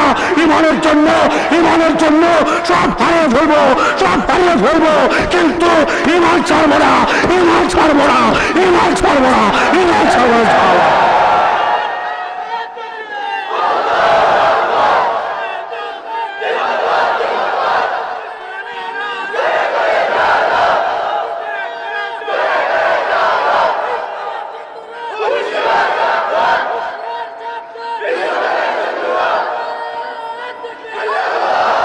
ভয় পাচ্ছেন আপনারা? ভয় পাচ্ছেন না তো? অনেক ভয় পেয়েছেন, অনেক ভয় পেয়েছেন। আল্লাহ আজকে ভয় পেতে পেতে ইসলামটাকে ডাস্টবিনে ফেলতে চাইছে। ও মুসলমান, আজকে আপনার মুসলমান পেট বাঁচাই আর পেট বাঁচাই, এদিক দিয়ে বুকের ঈমানটা চলে যাচ্ছে। ও মুসলমান, ও মুসলমান, ইসলামের জন্য, ঈমানের জন্য বাবা ছেড়েছি, ইসলাম পাওয়ার জন্য মা ছেড়েছি, ভাই ছেড়েছি, বোন ছেড়েছি। যদি রক্ত দিতে হয়, এই প্রত্যেকটা তপ্ত রক্তের ফোঁটা আল্লাহর জমিনে বিলিয়ে দেবো। এরপরে ইসলামের দিকে যদি কেউ আঙ্গুল বাড়ায়, আল্লাহর কসম করে বলছে আঙ্গুল রাখবো না, রাখবো না, রাখবো না, রাখবো না ইনশাআল্লাহ।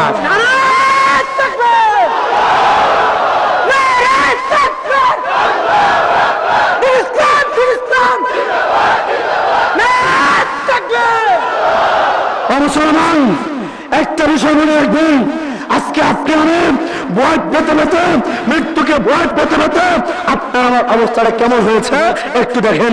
একটা বাঘ ছাগলদের বিশাল এক মেলার মধ্যে, লক্ষ লক্ষ ছাগলের চারণ ভূমির মধ্যে একটা বাঘ যায়।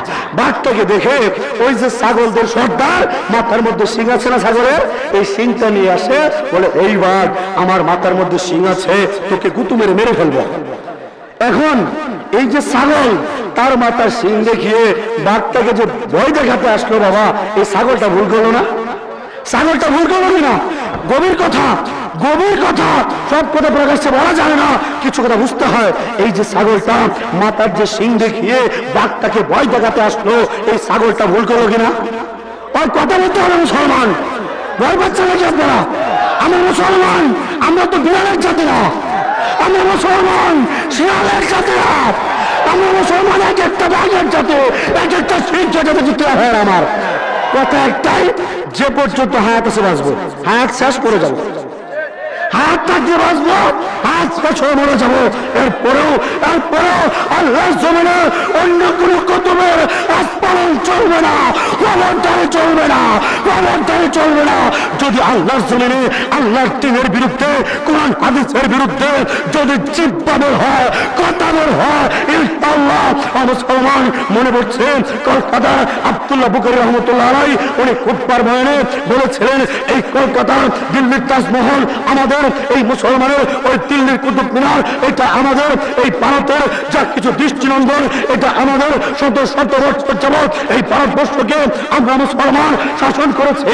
এই ভারতবর্ষের মধ্যে আল্লাহর ওলিরা যে মাটির নিচে শুয়ে আছে, এই ভারতবর্ষের জমিনের মধ্যে কোন জজ যদি ইসলামের বিরুদ্ধে কোরআনের বিরুদ্ধে আইন লেখে, কোরআনের বিরুদ্ধে যে জজ আইন লিখবে, যে হাত দিয়ে যে কলম দিয়ে এই জজ আইনটা লিখবে, আমি আব্দুল্লাহ বুখারী বলে দিলাম একে বাম পায়ের নিচে ফেলে বাম হাতে টান মেরে জিহ্বাটা ছিঁড়ে ফেলবো ইনশাআল্লাহ।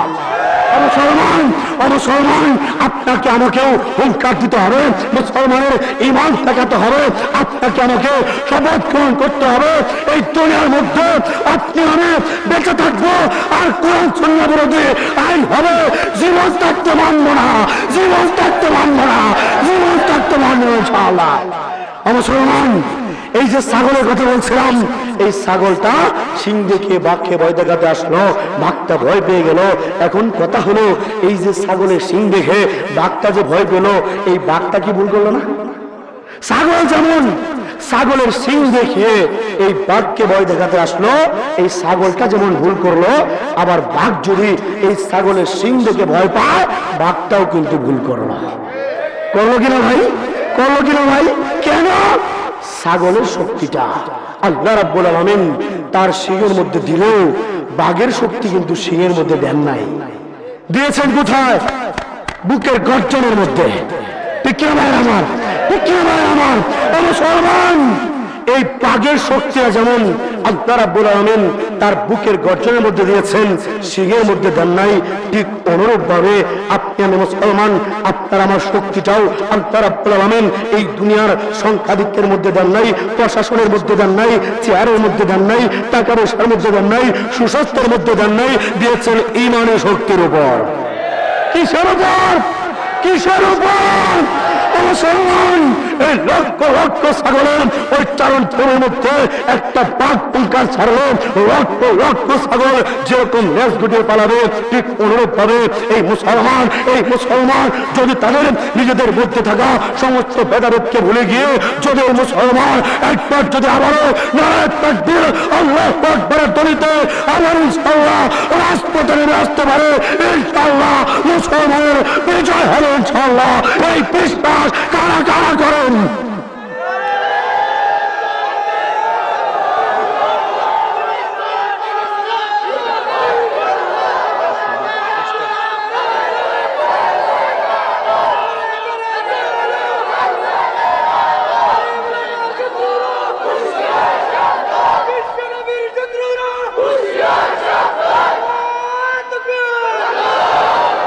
আসুক না যত বাধা যত ঝড় সাইক্লোন, রাসূলের পথে মোরা চলবই, জীবন বাজি রেখে দিনের নিশান মোরা বাংলার আকাশে ওড়াবই। আসুক না যত বাধা যত ঝড় সাইক্লোন, রাসূলের পথে মোরা চলবই, জীবন বাজি রেখে দিনের নিশান মোরা বাংলার আকাশে ওড়াবই। মোরা কামানের মুখোমুখি দাঁড়িয়ে, মোরা কামানের মুখোমুখি দাঁড়িয়ে আল্লাহু আকবার বলবো। আসুক না যত বাধা যত ঝড় সাইক্লোন, রাসূলের পথে মোরা চলবই, জীবন বাজি রেখে দিনের নিশান মোরা বাংলার আকাশে ওড়াবই। ঠিক কি ভাই আমার? ঠিক কি ভাই আমার? মুসলমান এখন আপনাদের কাছে আমার প্রশ্ন, আপনি আমি মুসলমান, আপনার আমার এক ভাই, এটা কি শুধুমাত্র বাংলাদেশের নাকি গোটা পৃথিবীর যেখানে মুসলমান আছে, যেখানে মুসলমান নির্যাতিত হবে, শোষিত হবে, নিগৃহীত হবে, নিগৃহীত হবে, সমস্ত বিশ্বের মুসলমানের জন্যই আপনার আমার এগিয়ে আসতে হবে ইনশাআল্লাহ। আসতে হবে কিনা ভাই? ভয় পেলে হবে না। মুসলমান ভয় পেয়ে বসে থাকলে হবে না। যদি আপনি আমি ভয় পেয়ে যদি চুপ করে বসে থাকি এরপরেও মরবো, আর যদি ইসলামের জন্য জীবনটা বিলিয়ে দিই এরপরেও মরবো। এখন আপনারা বলেন কোন বরণের মধ্যে সুখ বেশি? কোন বরণের সুখ বেশি? ইসলামের জন্য মুসলমান যুবকেরা একটু প্রস্তুতি নিতে হবে, একটু তৈরি হতে হবে গোটা পৃথিবীর জন্য। ওই যে তাকিয়ে দেখো আমেরিকার নাগরিক এক বোন, নাম শুনে থাকবে তোমরা, ডক্টর আফিয়া সিদ্দিকা। নাম শুনেছেন কি যুবক ভাইরা? যারা ইন্টারনেট ঘাটেন ওলামায়ে কেরাম অনেকে জানেন ডক্টর আফিয়া সিদ্দিকা আমেরিকার নাগরিক। এই বোনটা ছিল পাকিস্তানের বংশোদ্ভব। আমার এই বোনটা এই পৃথিবীর সবচেয়ে বড় নিউরো সায়েন্টিস্ট তথা স্নায়ু বিজ্ঞানী। আমার এই বোনটা এই প্রায় 43টার উপরে ওনার ডিগ্রি রয়েছে। আমার এই বোনটা যখন বিভিন্নভাবে এই ডক্টরেট করার পরে ইসলাম নিয়ে রিসার্চ করা শুরু করেছে। আগে আরেকটু বলে নেওয়া দরকার, আমার এই বোন ডক্টর আফিয়া সিদ্দিকা একজন হাফেজা, একজন আলেমা। বলেন সুবহানাল্লাহ। অর্থাৎ 30 পারা কোরআন আমার এই বোনের মুখস্থ। আমার এই বোন একজন আলেমা। আমার এই বোনটা যখন পড়াশোনা শেষ করে ডক্টরেট শেষ করে যখন এই হাফেজা আমার এই আলেমা আফিয়া সিদ্দিকা আমার এই বোনটা ইসলামের পক্ষে লেখালেখি শুরু করবে। কি করব? ইসলামের পক্ষে লেখালেখি শুরু করব। ইসলামের পক্ষে কেন লিখলো? এই কারণে আমার এই বোনটাকে ওই আমেরিকা সরকার আমাদের এই বোনটাকে তালেবান আখ্যায়িত করে, জঙ্গি আখ্যায়িত করে 2003 সালে আমাদের এই বোনটাকে কষ্টের ব্যাপার, দুঃখের ব্যাপার, পাকিস্তানের মেয়ে, অথচ পাকিস্তান সরকারের সহায়তায় আমার এই বোনটাকে গ্রেফতার করা হয়। আমার এই বোনটাকে গ্রেফতার করার পরে নিয়ে যাওয়া হয় ওই আফগানিস্তানের কারাগারে, যেখানে আমার মুসলমানদেরকে নির্যাতন করা হচ্ছে, আমার মুসলমানদেরকে যেখানে অকাতরে হত্যা করা হচ্ছে, ওই জায়গার মধ্যে আমার এই বোনটাকে নিয়ে রাখা হয়। এইখানে আমার এই বোনটাকে এমন ভাবে নির্যাতন শুরু করে, এমন ভাবে অত্যাচার শুরু করে, আমার এই বোনের নির্যাতনে এই বোনের আত্মচিৎকার, বাঁচাও বাঁচাও চিৎকারে কারাগারের অন্যান্য মুসলিমরা এরা পর্যন্ত ঠিক থাকতে পারে না। এক পর্যায়ে বাধ্য হয়ে ওই কারাগারের অন্যান্য আসামিরা যখন আন্দোলন শুরু করে, না একটা মুসলমান মা, একটা মুসলমান বোনকে এত নির্যাতন করা হচ্ছে, এটা আমরা সহ্য করতে পারি না। আমার এই বোনটাকে ওইখান থেকে 2009 সালে নিয়ে যাওয়া হয় আমেরিকার মধ্যে। আমেরিকায় নিয়ে গিয়ে আমার এই বোনটাকে কারাগারের এমন একটা কক্ষের মধ্যে রাখে, এমন একটা সেলের মধ্যে রাখে যে কক্ষে ছিল 4 থেকে 5 জন ধর্ষণের আসামিরা। মুসলমান 4 থেকে 5 জন দর্শনের আসামে নৃশংস ডাকাত এই লম্পটদের রুমের মধ্যে আমার এই হাফেজা আলেমা, শুধু তাই না আমার এই বোনটা খাস পর্দানশীল, হাত মোজা পা মোজা পরে আমার এই বোনটাকে বুরকা সহ আমার এই বোনটাকে এই 4 থেকে 5 জন দর্শনের আসামিদের এই রুমের মধ্যে ফেলে দেয়। এদেরকে অনুমতি দেওয়া হয়, তোমরা যা মন চায় তাই করতে থাকো। মুসলমান দুঃখের ব্যাপার, কষ্টের ব্যাপার। ও মুসলমান যুবক ভাইয়েরা, আজকে তুমি আমি কত আরামের মধ্যে আছি, কত ভালো আমাদের অবস্থান, কিন্তু একটু চিন্তা করা দরকার গোটা পৃথিবীর মধ্যে মুসলমানদেরকে নিয়ে আজকে কি পরিমাণ নির্যাতন করা হচ্ছে, মুসলমানদের ঈমান ধ্বংসের জন্য কি পরিমাণ ষড়যন্ত্র করা হচ্ছে। আমার এই বোনটাকে যখন এটার মধ্যে রাখা হয়, এই সমস্ত এই 4 থেকে 5 জন এই দর্শনের আসামিরা আমার এই বোনটার বুরকাটা খুলে, কাপড় চোপড় খুলে, উলঙ্গ করে দেয়ালের এক পাশে নিয়ে কাপড়গুলো ঝুলিয়ে রাখে। মুসলমান কোরআনে কারিমের পাতা ছিঁড়ে ছিঁড়ে ফ্লোরের মধ্যে বিছায়। আমার এই বোনটাকে বলে, যাও তোমার এই কোরআন শরীফের পাতার উপর পা দিয়ে তুমি তোমার কাপড়গুলোকে নিয়ে আসো। মুসলমান 30 পারা কোরআন যার সিনার মধ্যে, ওই ব্যক্তি কখনো কোরআনে কারিমের উপর পা দিতে পারে না। মুসলমান, আমরা মুসলমান এই কোরআনের জন্য জীবন দিতে পারবো, তবু কোরআনের অপমান আমরা হতে দেব না। মুসলমান, আমার এই বোনটা পারে না। আমার এই বোনটা যখন পারে না এই কোরআনে কারিমের উপর পা দিয়ে গিয়ে তার কাপড় চোপড় গুলাকে নিয়ে আসতে পারে না। মুসলমান, আল্লাহর জমিন, আল্লাহ সবকিছু দেখছেন। আমার আল্লাহ যে কত ধৈর্যশীল, আল্লাহ চাইলে দুনিয়া 1 নিমিষে ধ্বংস করে দিতে পারেন কিনা বাবা। মুসলমান, আমার এই বোনটাকে ফ্লোরের মধ্যে ফেলে এই কোরআনে কারিমের পাতাগুলো রাখা, এই বোনটার মধ্যে ফেলে আমার এই বোনটাকে দর্শন করা হয়। দিনের পর দিন, দিনের পর দিন, দিনের পর দিন, এক পর্যায়ে আমার এই বোনটা, এই হাফেজা আলেমা, আমার এই বোনটা গর্ভবতী হয়ে যায়। গর্ভবতী অবস্থায় একটা মায়ের যে কি কষ্ট, আপনার আমার মা আপনাকে আমাকে গর্ভে নিয়ে 10 মাস 10টা দিন কি যে কষ্ট করেছে বাবা, এটা বোঝার মতো ক্ষমতা আমাদের পুরুষের নাই। মায়েরা ছাড়া, বোনেরা ছাড়া এই কষ্ট বোঝার ক্ষমতা আমাদের নাই। আমার এই বোনটা যখন গর্ভবতী হয়ে যায়, গর্ভবতী অবস্থায় আমার এই বোনটাকে আবার দর্শন করা হয়, আবার দর্শন করা হয়। আমার এই বোনের গর্ভপাত ঘটে। ও মুসলমান, শুধুমাত্র আমেরিকায় না, কয়েকদিন আগে এই নোয়াখালীর সুবর্ণচর এলাকায় 4টা সন্তানকে বেঁধে রেখে, স্বামীকে বেঁধে রেখে স্বামীর সামনে পর্যন্ত গণদর্শন করা হয়েছে।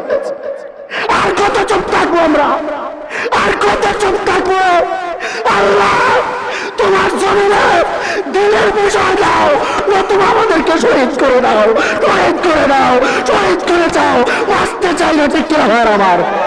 মুসলমান, মুসলমান ভাইয়ের আমার, আমার এই বোনটা যখন এই গর্ভবতী অবস্থা, যখন আমার দর্শন করা হয়, গর্ভপাত ঘটে 4 থেকে 5 বার। গর্ভপাত ঘটার পরে আমার এই বোনটা পাগলের মতো হয়ে যায়, পাগলের মতো হয়ে যায়। মৃত্যু পথযাত্রী আমার এই বোনটাকে নিয়ে আদালতে হাজির করা হয়। কোথায়? আমেরিকার আদালত।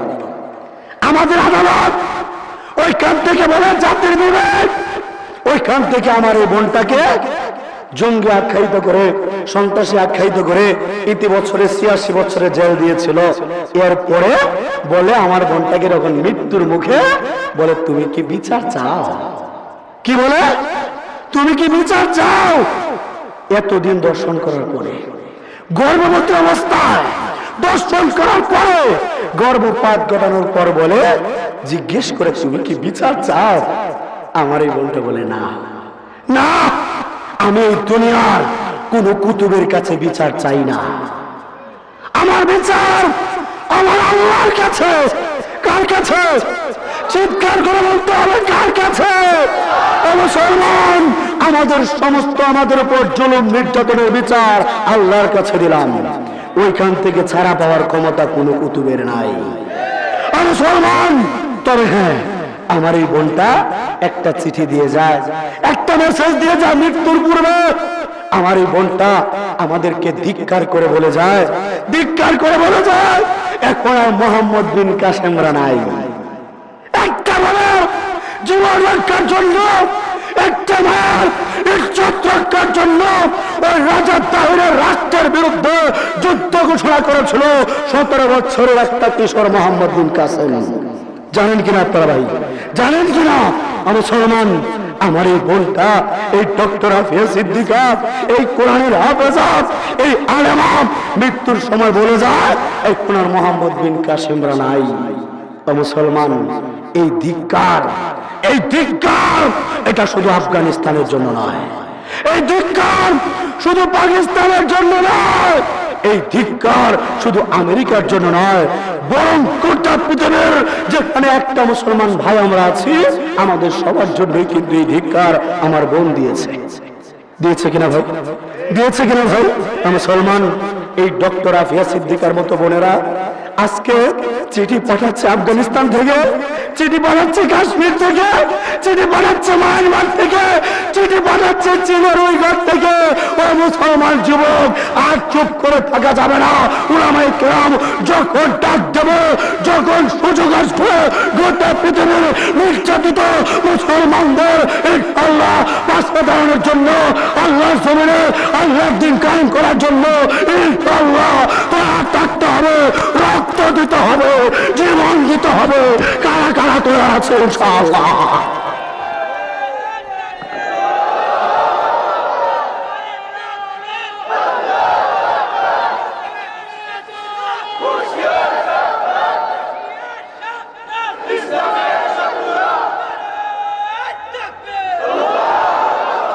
জ্বলছে কাশ্মীর জলে ফিলিস্তিন, জ্বলছে কাশ্মীর জলে ফিলিস্তিন, জ্বলল রে আরাকান।